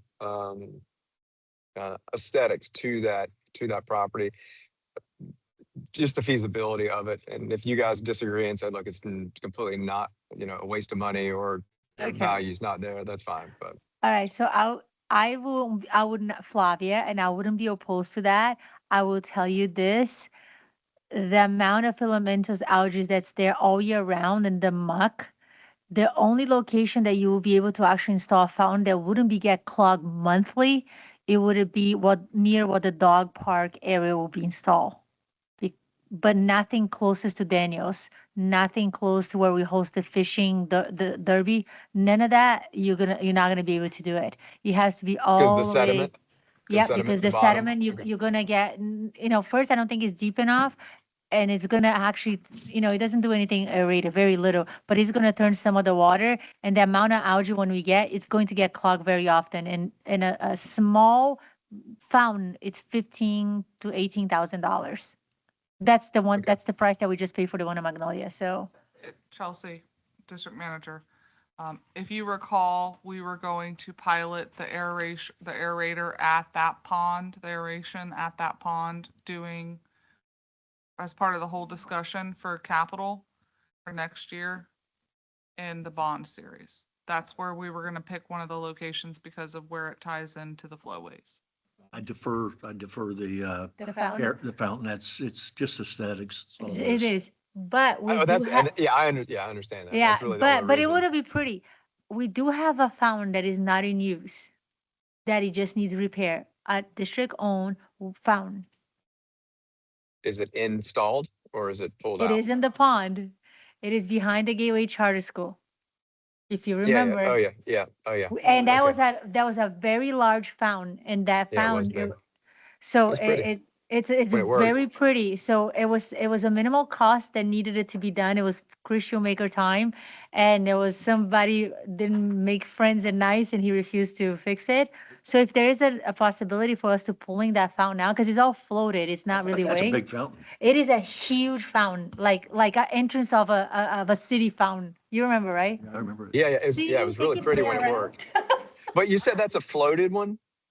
All fountains are floating. No fountains are attached to the Oh, ground. you're They just have- saying, you're saying So even the when house, so floating, the the amount of head, algae would, yeah, because okay, the motor, everything is on top. It's like literally what you see, the head of the fountain, everything is in there. The only thing that goes all the way down is just a string weight to weigh it in its location. Say the okay, anchor. The anchor, but yeah, so, Yeah. so it wouldn't cost much to have our vendor to go out there, pull it and I know. see, then if it's just a motor for 2 or 3 grand, we have could we FPL. They'd have relocate it? do it. Yeah, that's Could what we I'm saying. relocate Like, it? we Let could. us, The if only you issue- Let's could, just let us relocate it. look. Just said, the only issue I see on it is might want to check, because I think that pond depth over there is substantially deeper than where you're proposing to put it. Yeah, just cut the thing, Well- cut the anchor, pull the head out. plug Might it look in. at it, but if it's sitting around and it's an opportunity, take a look at it. Yeah. Yeah, It's sitting okay. around, it's probably not gonna be worth a pound Fish to it blow out. it to hell. We'll, It's we'll- all gummed up. We'll try to find it. We Okay. pulled ours out. See. It was total rebuild. Anything else for Public Works? No. All right, anything for utilities? I want to see a picture. Is of Public Works Paul on the stormwater ponds boat. environmental, is that in? Pardon? Under Public Works, is that still stormwater ponds? Yes, Oh, I do have a question. yes. Page 178. Community-wide ponds. Community-wide pond inspections. Is that truly community-wide or is that gateway? This is Paul again. Yes, it is. Well, Matt does go into Pelican and does some spot checking, but not every pond. The But ponds yes, work group, that's all. I yes, just wanted yes, for he is, clarification. he is in Pelican. He does, on occasion, will inspect ponds. Oh. Because this says, talks about the Met Tower environment. We don't deal with them. So I just like to differentiate, that's all. Right, and Matt does get calls from Pelican residents, and he does go out and investigate. Well, I hope when he gets those calls, he sends them to ponds. Yes, he's very, Okay. he keeps Jim Latham very informed as far as Okay. anything he gets his way. That's Okay. correct. I mean, there's a lot of communication on both sides. And the thing I'm trying to make sure we don't fall into is that a resident hears something from our staff here that is in variance with the way Ponds runs it. I can't imagine that there's going to be No, there's- an issue, but early on there was, when Elle was here.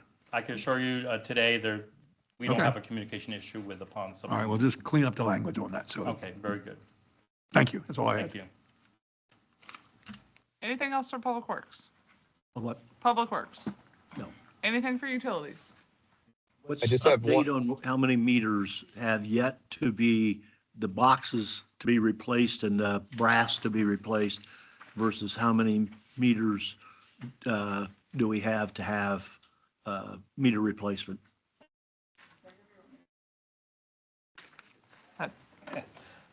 Austin Manoli, Assistant Utilities Manager.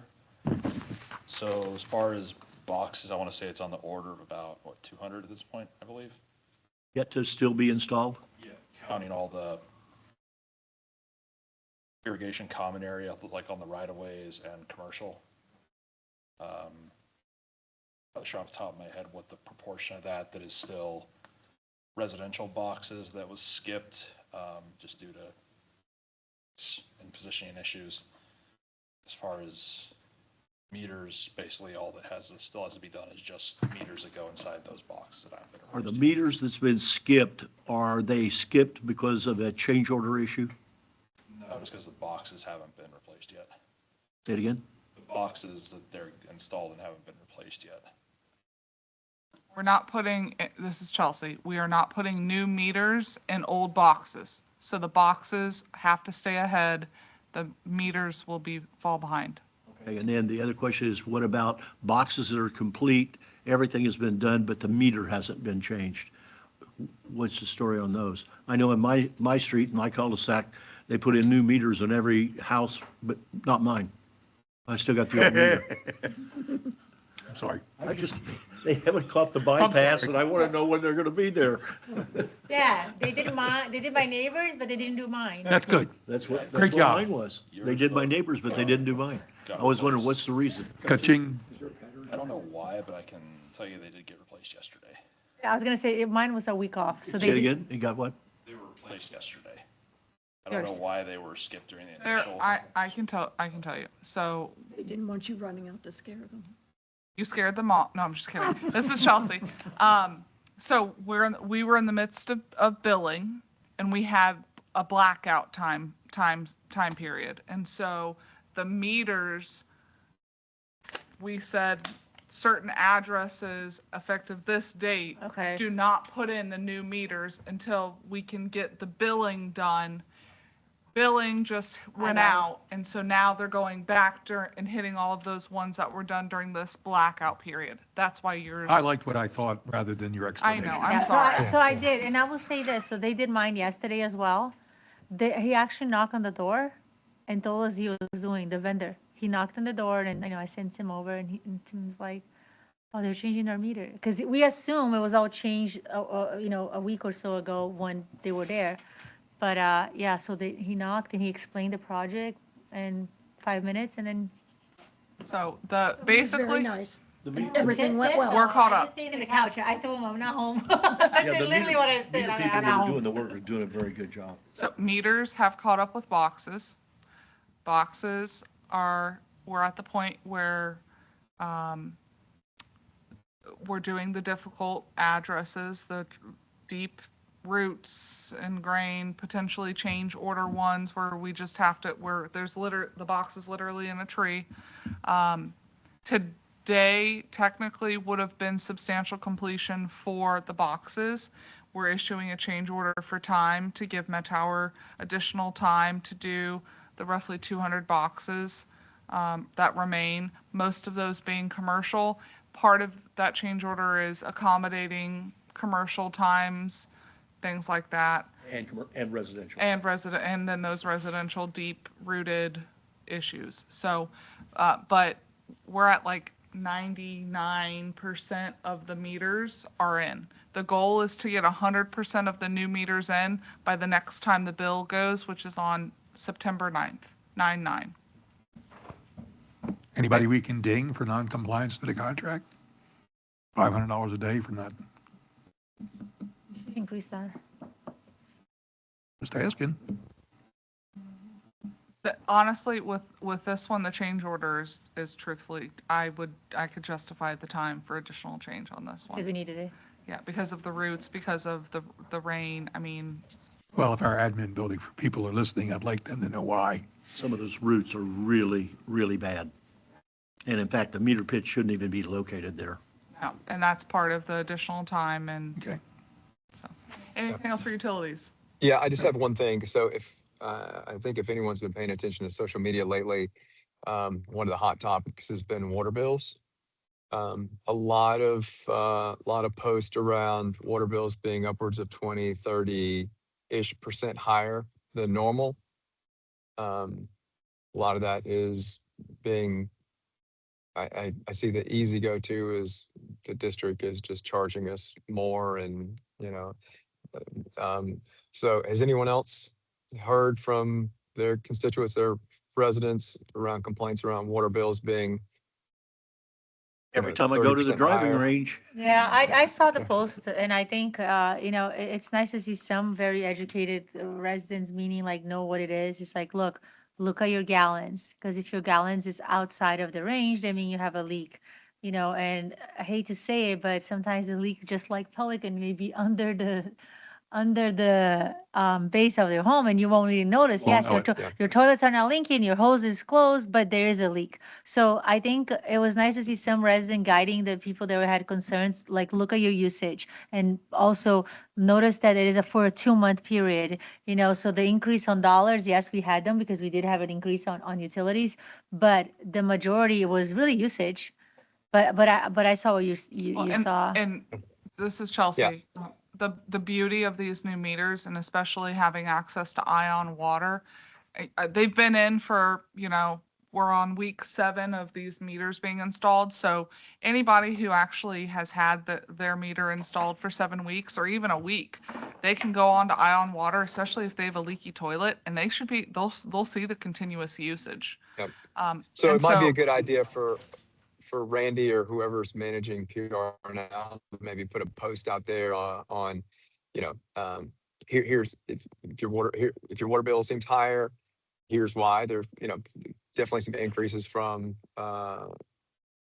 from the county, as well as here's some things to do if you feel like your water bill is higher than expected. Like I think he's done those posts before. It's just might be a good time to refresh that. But again, call out increases and where those increases are generated from. And also, if it's really high, then you probably have a leak that you may not even be aware of. And here's how to And- address that. And if they have questions, to contact us directly. That's, that Exactly, is, yeah. that is the biggest takeaway. So, Okay. Thank you, Austin. Awesome, thank you. If I can shoot back to Paul very quickly, I love the photos. The photos of what you've been doing that you put out now. Again, thank you. I love Appreciate that. it. Thank you. Yes. Sometimes we think we put too many photos, but Nope, well, I for one, I'll speak for I myself. like the photos. You can't dispute a photo. Nope, That's and how I then there's look no at it. question about what you're talking about. Yeah, I can see it. It depends on who you are. Yeah, you don't have to Just as photograph a Ed's follow-up, house. we did talk about hydrants a couple board meetings ago. Did we, what was any action or follow-up around that? I can speak to that. So, Austin is working through, again, let me back up. The request is cosmetic in nature. It is not maintenance in nature. we know. So Austin has worked and put together a very comprehensive 5-year rotating maintenance painting program. We're soliciting proposals on having a vendor come in, and if we just did a one fell swoop gamut and doing all of them at one time. So we are working together on putting together that program and then doing it in phases as budget allows, but also soliciting proposals to see if we could just do that one and done. And then that way we have a fresh start and then start the 5-year program. So we're following up on it. I've got people complaining Good. about it. Is the painting of those hydrants, is there any specific skill that's required for that? The reason why I'm asking is, could that be a volunteer initiative for, let's say, maybe high schoolers that need volunteer hours, that painting hydrants would be? You got a brush, you got stuff. Say no, the painting the screws and suddenly now it's harder to get it out. I'll say no. And the type of paint is very, very paint. bad for you. Okay, I wish, Doug, because I would be jumping on that opportunity. But unfortunately, no, not for this. I thought staff was Okay, going to do this. We do have that plan ready for staff, but we wanted, what's it hurt to see if it costs? Because the biggest time consuming thing is the wire brushing, Prepping the it. prep. And so if we can get Got to decoratively paint them, a deal on, make them look like little doughboys or, In Boca, they are like Pigs that. or- In yeah. In Boca Raton, A lot they of are, places they do are, that. they're different Key West as well. They are painted a little like character artsy. to them. just paint them one color. We'll put Doug's face on it. anything else for utilities? Nope. This isn't the most opportune time of year to be painting hydrants, by the way. Yeah, the rain. Just saying. But we're working on a plan. Just monuments. Nothing else for utilities? Moving on. So the FPL update that is in here, again, that was provided by FPL. It is a Q&A. I have met, Teresa mentioned earlier, with Michelle King as the project manager, and then Cameron Crenshaw is more so of the land use, ownership, their rights. And to her point, there has been different opinions of both, because Cameron, from a land use, they are entitled, these are their rights, this is they have the ability to do those things, to clear cut. From a project management perspective, Michelle, we've made it clear to Michelle, the community has made it clear to Michelle that we want to try to protect as much as we can, save as much as we can. But we are hearing differing opinions on both sides, but that's because their positions are different. Yeah. Yeah, so that's all I have for FPL, but we'll And I continue. forgot, well, Chelsea, I forgot to mention this. Was it Terry that was speaking earlier? Teresa. From Hampton Park? Teresa. I forgot to mention this to her too, but part of their group, and we might want to try to get this back to her if she's not in the audience still.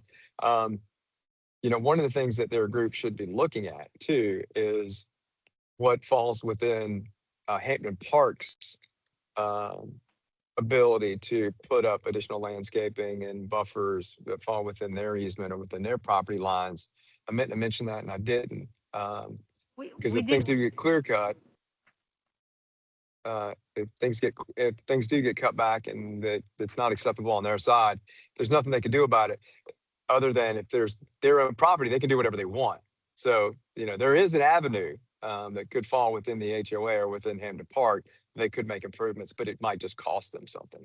we did tell them that the first day, like be proactive and plant now little things and will grow. So Yeah. they are aware of that too.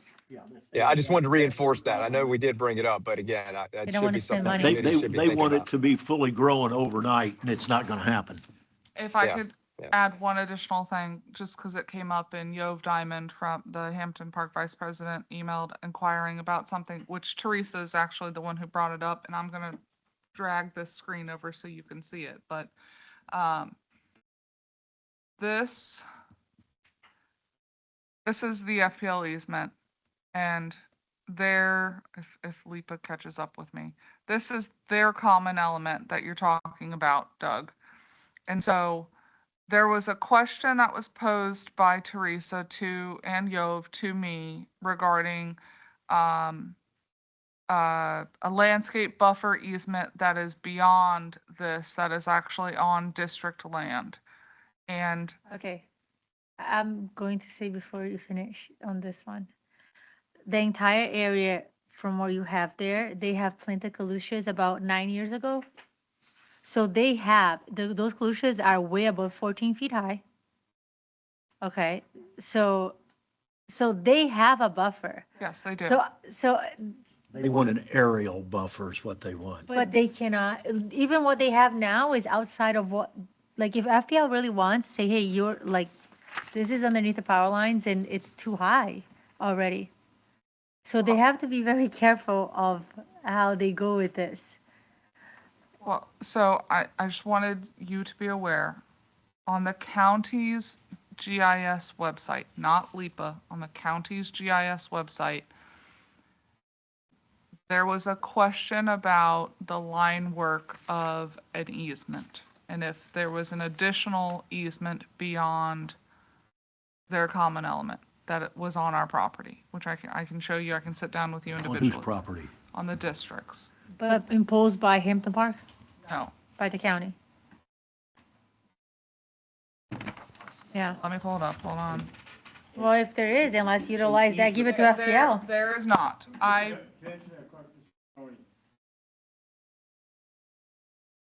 Property, a title commitment, title policy was issued, and an ALTA survey, the American Land Title Association survey, was prepared that took all the exceptions in the title work, which has recorded covenants and easements, and placed them on the survey. And there's not a landscape buffer easement on the property. Correct. In that area, to my knowledge, my recollection. Chelsea, you have the ALTA survey, I think. Yeah, and that's what I'm trying to get to is, Heard of this. if I can try to pull this up, hold on. I gotta remember. Want me to resend it to you? I can- No, hold on. I gotta remember what this website is. Is there a real berm in there?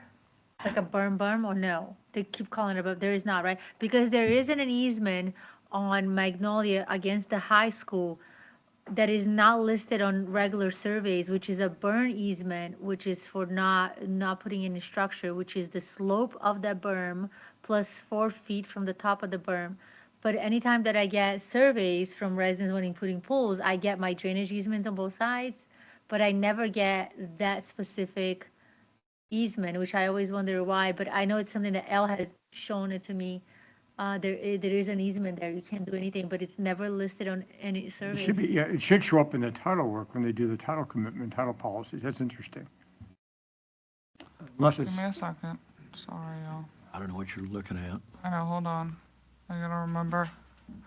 We know that there's the easement all along Hampton Park, but I'm not aware of any easement inside the easement of the FPL. That's what I wanted to show you, because long and short, they called to question a potential easement. Tony sent me the Alta survey. The Alta survey did not have this supposed easement. I reached out to a local surveyor. They confirmed that this easement did not exist per the Alta survey, per whatever, and that this GIS, the county's GIS, was incorrect. And so Where is it at on this drawing that you're that's talking what I'm about? trying to pull up right now. Hold on. You need to go further up anyway. I know, I'm getting there. Yeah, Chelsea, it would be nice to know the basis for that entry, that data point on the county's GIS. Well, Yeah, I know. There's the easement from Hampton Park starting to show up.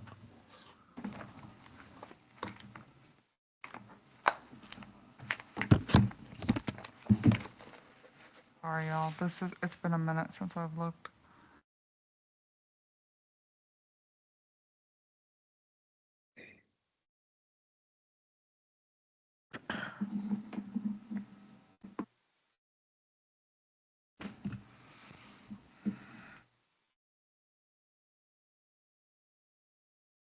This. It's the one who told us this to begin with. Teresa. And she reached out to somebody at Lee County Community Development, and they called out what they thought to be per this, and it's inaccurate. I reached out to the surveyor per the Alta survey. Why? Nothing's showing up, that's for sure. Normally there's more. Normally there's easements that you can show on here. Easements was up above there. Where? Right. Oh, yeah. Okay.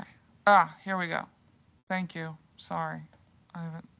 That purple line's what they're talking about? Yes. Can you click on that, right-click that, and does it say what it is? Does it mention an easement? No. Hold on. Does it go all the way up the entire length of the deal? that's the FPL easement. the Yes. Purple. So it's within the FPL easement? Well, it looks like this is the extent of the FPL easement. Well, That's- so the question was that these lines don't overlap. Yeah, but and- If you recall. those there- are not surveys. I know. They're Well, never- I wanted you to be aware that this is what they were trying to call out as being potential additional buffer, and I had a surveyor look at it via the Alta survey, and that's not the case. Can you get a measurement there? What's the width of that? Of this? Yeah, purple to purple. Purple to purple or purple to green? No, Purple to purple. Well, purple to green, they should be one and the same. This is Tony for the record. I thought The that was the issue point you might were be trying there to are make. actually 3 different easement documents. If you look at the Alta survey, it outlines where the easements encumber the underlying land based upon the instrument involved. Looks like it's about Right, 30 feet. here to here? No, purple to purple. Oh, it's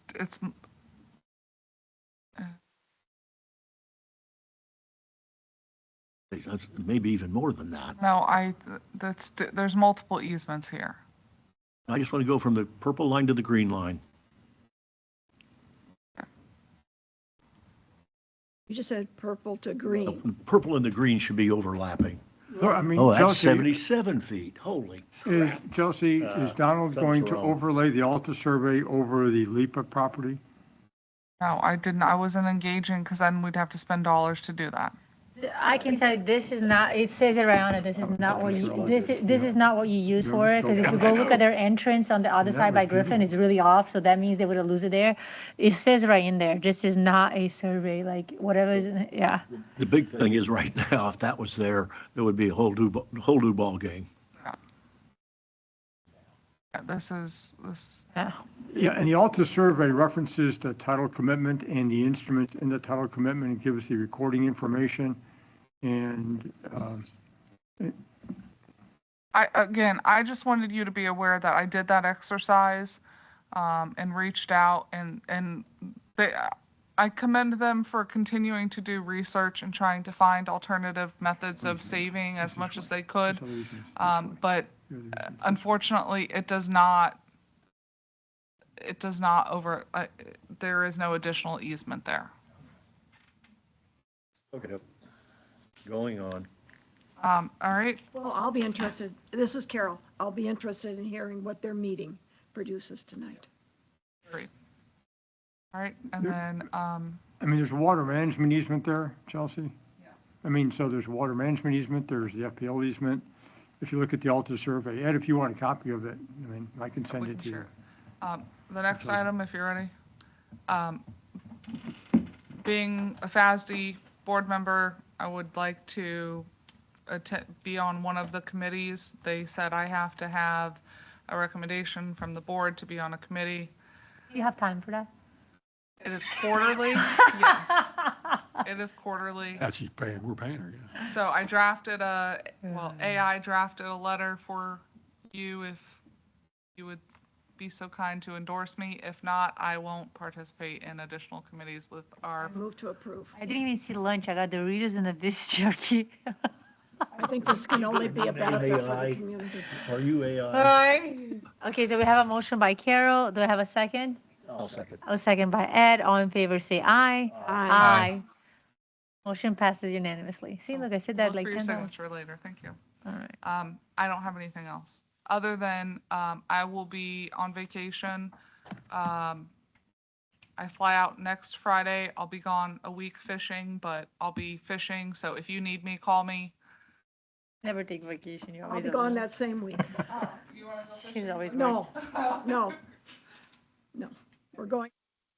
All right, so then we'll move into district. I'm gonna be gone on the 30th. I'm gonna be in Michigan. All right, so we're all leaving I'm not that going week. anywhere. Yeah, we'll put nice things on But the I'll be agenda. back for the next meeting. Me too. I will be back. All right, I have nothing else. All right, so district attorney, does anybody have any questions to No. Tony instead of Tony presenting every single one? Take your time. Do you have any questions for Tony, Bob? A million, but I don't wanna go here. All right, none, Carol? No? All much right, you look at charge that, Tony. All right, so no questions, so district attorney project list. Future board business, same thing with Chelsea, anything besides the admin building?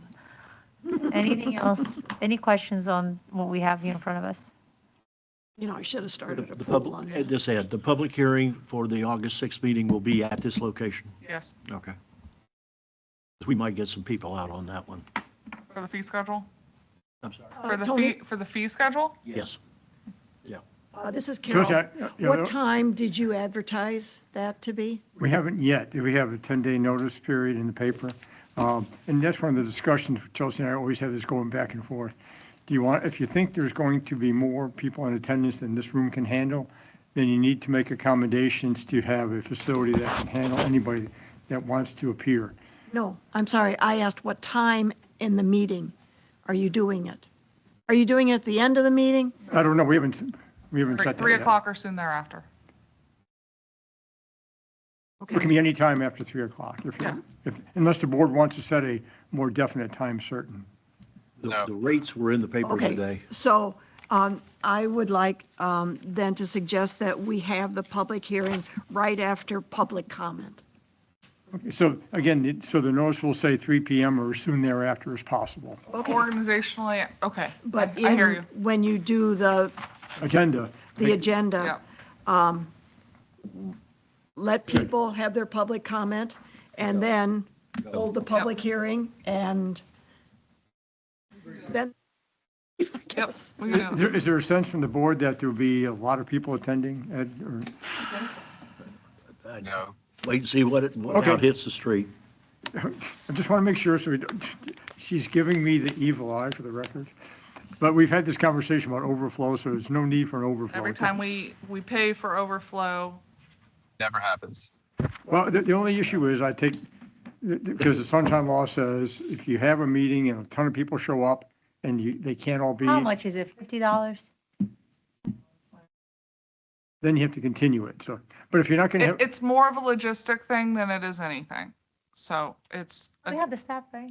Georgia will be there. Cross I that think it bridge was when we like get to it. $350 Randy will be there. Salary. If you're not anticipating a large crowd. We're not, I don't think- I don't I'm think- not advertising for an They- overflow for they- this They week. say they come, but they don't ever come, so. So, but Ed, to your point, yes, the public hearing for the budget was in the paper today. That's what you saw. And the letters are going out if they haven't already. So in case you start to hear We will. anything, just so you know that that's, I would expect them to hit like any day now. Nothing else. Okay. Next schedule, okay, so agenda supervisor comments. Ed, you wanna go first? Nothing. Carol? Nope. Bob? The only thing I have is that PPCA is finally trying to catch up to us in understanding the landscape parcels that they pay for versus what they have responsibility for.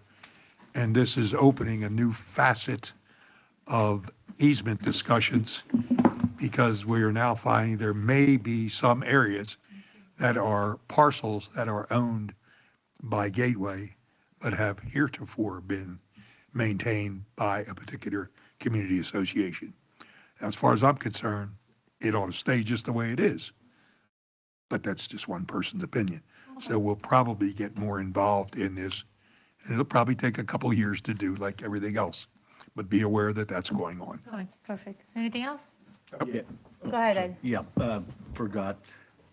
Our little episode out there at the roundabout looks like it cost us about $240,000. Oh, wow. What's the status of that? So- I got people that are saying, are we picking up the tab for that? We've submitted a claim to insurance. We're waiting to hear back on what Our insurance or their, our insurance. what we- about the we boring had- company's insurance? Well, we had to start with submitting it to our insurance, let them deny the claim, and then we're gonna have them, the option is we can have our insurance go fight the good fight, or we can engage with Tony's firm to fight the good Yeah, fight. Have the and what- insurance what's fight the good fight. And right now, this is Tony for the record, right now, is the group, the team is putting together the analysis as to what, when, where, and how in this situation, as to, the locates, the revised locates, the actual location on the locates versus the actual location of the pipes, and some other information that Chelsea, I think you're getting from From the contractor themselves. From the for- who did contractor, the and also repair. So, and some definitional issues because of the statute talks about, I don't want to get into all the nitty gritty of it, but it says if. You can talk, you can Well, say, we could utilize the board's direction if, my question to you all is, do you want to let our insurance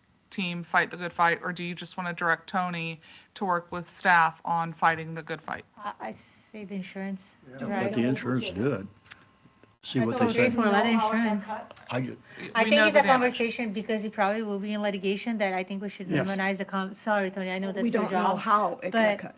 No, you're right. But Carol, I think that, yeah, there'll be a one-on-one question, because I did talk to Chelsea about it. I think we should have a one-on-one questions with We Chelsea had about damage, it. yes. We Yeah. had then damage. the other guy, the other thing is the company Taylor, I believe, Tillman. Tillman.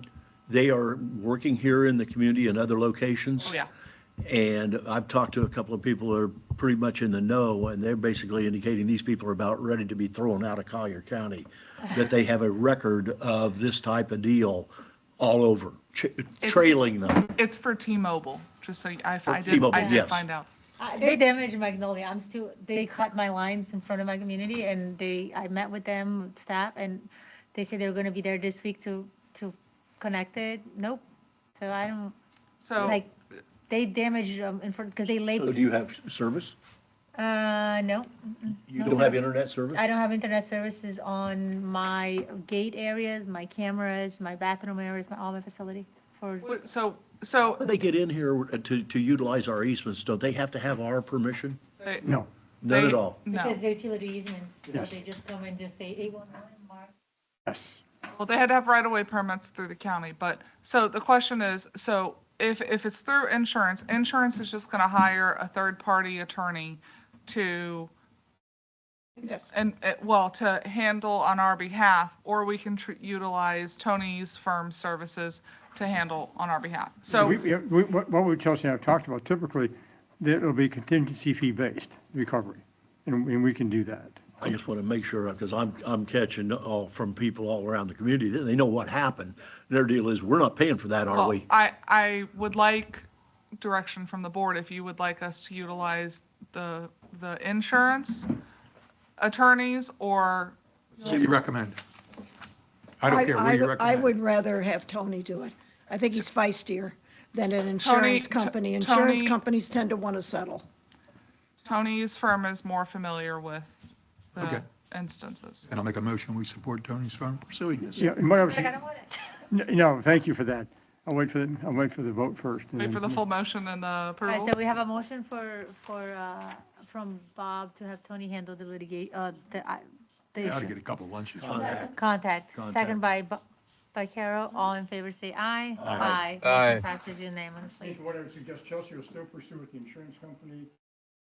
It's also that, and what we'll do, we'll come back with a contingency fee. Well, we just gave it to you. You just come and tell us later. Yeah, we don't want to hear the Yeah, details. Yeah, you just tell us later. We'll have a contingency, Just get the money, Tony, that's all you do. we'll prepare a contingency fee All agreement that. and then bring it back to the board. He keeps talking. Do you want to bring it back to the board or do you just want to? Or Just that updates. You're gonna Just need normal I updates. need to sign the contingency fee schedule for Tony, Yeah, right? I'd rather have that come I would before have the come to the board. board, yeah.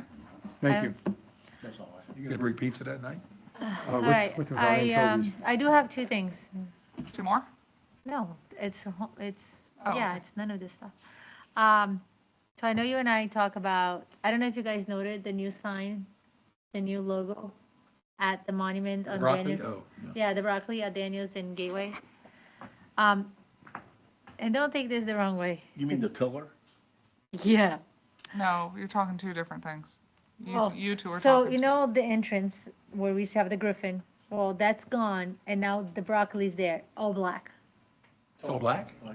So I just don't recall us giving the go-ahead, Chelsea, to implement, I remember us giving the go-ahead to the admin, but if my memory serves me right, and I'm gonna go with what Doug had mentioned, and that's what I told you, that let's create a theme or something consistent to come to us to take care of the, the Stony Brook and the Gateway and Daniels, and see if we're gonna do anything on Griffin and 82, which I don't think we should. So I was kind of surprised to see the logo out there. Yes, if we pull those monuments, can we reuse the logo? Most likely. But I was surprised that they were black, and I was surprised to just see them there. You know what I'm saying? Like the admin, we needed our feedback to put it. That's like the front entrance of the gateway, and it was just kind of put it there. Does that make sense? I know we can reuse the sign. I'm pretty sure we can reuse it. So Doug and I had a conversation about that this week, is the new monument sign is up. I don't know if you've driven by it. It's very difficult to see. The colors that actually came out versus what were on the renderings are very different. So I'm gonna match the Daniels Okay. and make the colors match. And that's gonna be the theme moving forward, is those two, that color, because it is a better contrast than, You see the It's colors that the we dark- have at Gateway Greens that are very similar to that. okay. No, but that's that what I'm color. trying to say. It's not what you're thinking, because my understanding is when we pick the color palette, that is our color palette. Not all black. And the monument in Daniels and Gateway Boulevard is all black, and then the monument over there, it's brown. So neither of those is what we agree upon. So that's my question to you. Did we either misunderstand, did I misunderstand in thinking that all we were approving at that time was the logo? Because my understanding is we approved the logo, we approved the color scheme of the logo. Well, there are, there's a couple things when do you want to go ahead? No, go, yeah. Uh-huh. Yeah. So there's a couple things in consideration when you're looking at style guides and color schemas when it comes to this type of branding. You can have your approved branding, which is your colors, which is what you use in probably 90% of what you do, is whether it's t-shirts or other branding things. But there are some exceptions when it comes to things that require like aesthetics from making things visual. So if you have like a light blue approved color and something else, if that is more difficult to see from a signage perspective, or if you're doing a t-shirt and it's literally just a black or white brand, logo print, you can have some exceptions. So I think what Chelsea is looking at is, yes, we have an approved logo, and I'd like for us to stop saying broccoli and let's just start saying canopy or something else. Oops. Just out of sheer principle. And I do it too, and I catch myself. It's a canopy. It's not broccoli.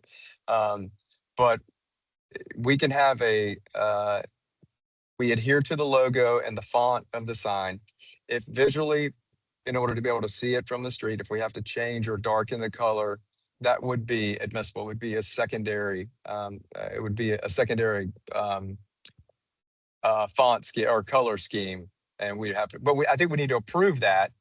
As for signage, here's our signage, but we're still like for our building or for website design or colors, we do have an approved color wheel that we approve as part of our branding. That's the way I understand it, and that's the way I typically work. This is Carol. I thought it was supposed to be dark green. So do I, and that's why I was concerned. I thought everything was going to be the dark green. Then I thought, okay, maybe I missed something that now we're just gonna do that. There in that style guide, this is Chelsea, in that style guide, there were variations of it. Black, white, like if you throw the canopy on a hat, you could do black, white. But we have the color, like even that has 4 different colors in it. Yeah. But the base, it can change. So I think you just come back to us with like, okay, here's our consistent signage style that we approve, and then we can debate it whether it's it's not black. What's the color that it is? It's something else. No, it's black. Corn But- black. Yeah, but I'm talking about, like, I know you already have a plan for the one at admin building, so I'm not worried about that because we know we're gonna handle that. I'm concerned about the gray and black at the front, just because. It has to be all consistent. I mean, all Yeah, the and signs then, should be yeah. consistent. They should be consistent. So just Chelsea, come back to the board with this is our style guide for signs and monuments. And so we can just all agree, and then we can debate at that time. Whether if the Hey, black needs to Doug. change to a different green, that's fine. We have to Doug. debate it. Yes, sir. Yes, sir. It's Bob. Yeah, we have an administration building in Pelican. They call it the Brocky Center, but I don't have a problem naming our building the Broccoli Center, but I'll just, Did you talk to Carol about that? all right, I'll work on the style guide. not Brocky. I don't have anything else. Thank you. You So want to ask go ahead Doug? and Doug, make a motion if to Save- adjourn? No, you want to ask Doug if he has. Oh, Doug, sorry, you have anything else? Yeah, You have- just one quick thing. So with the hopefully the completion date of the new building happening in time for us to do our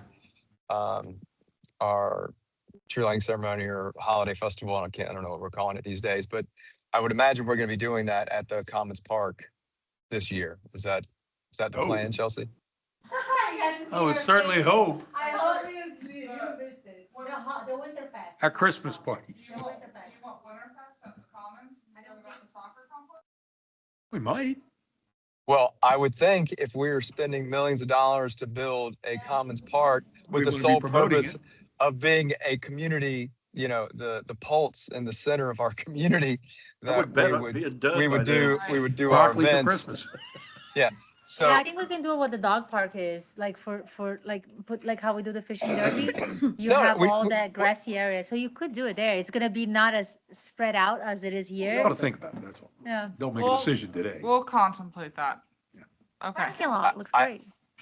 yeah. Well, and here's the For thing. the dedication, are we gonna charge you? Yeah. Problematic. For the dedication, $2 a piece come in. But here's the thing. It would be a great opportunity for us to promote the Commons Park, get food trucks out there to show what the community could see in the future in food trucks and highlighting and advertising the courts for maybe potential sponsorship. To me, it would be a lost opportunity for us not Yeah. to incorporate all events I moving just forward signed your at that thing. location. However, if you are competing with construction trucks at the same time, that could be tough. Well, we wouldn't do it It's then, the but I'm first saying. December of the month, right? The 8th, First Saturday of first Saturday December. of Yes. December, yeah. Yeah, it's Yeah, fine. which Which even that we're- could be flexible. So We just dress up the I got faith construction in trucks August as the the 6th. Santa. Yeah, use the construction. I got faith in August the Serve burgers. 6th. Yeah, me too. Yeah. Yep. I'm an optimist. Bridge. I'm an optimist. All right, That's way on nothing the other else, side of Doug? a Immokalee. I move Yeah, to that's it. adjourn. All right, enjoy Brazil, Doug.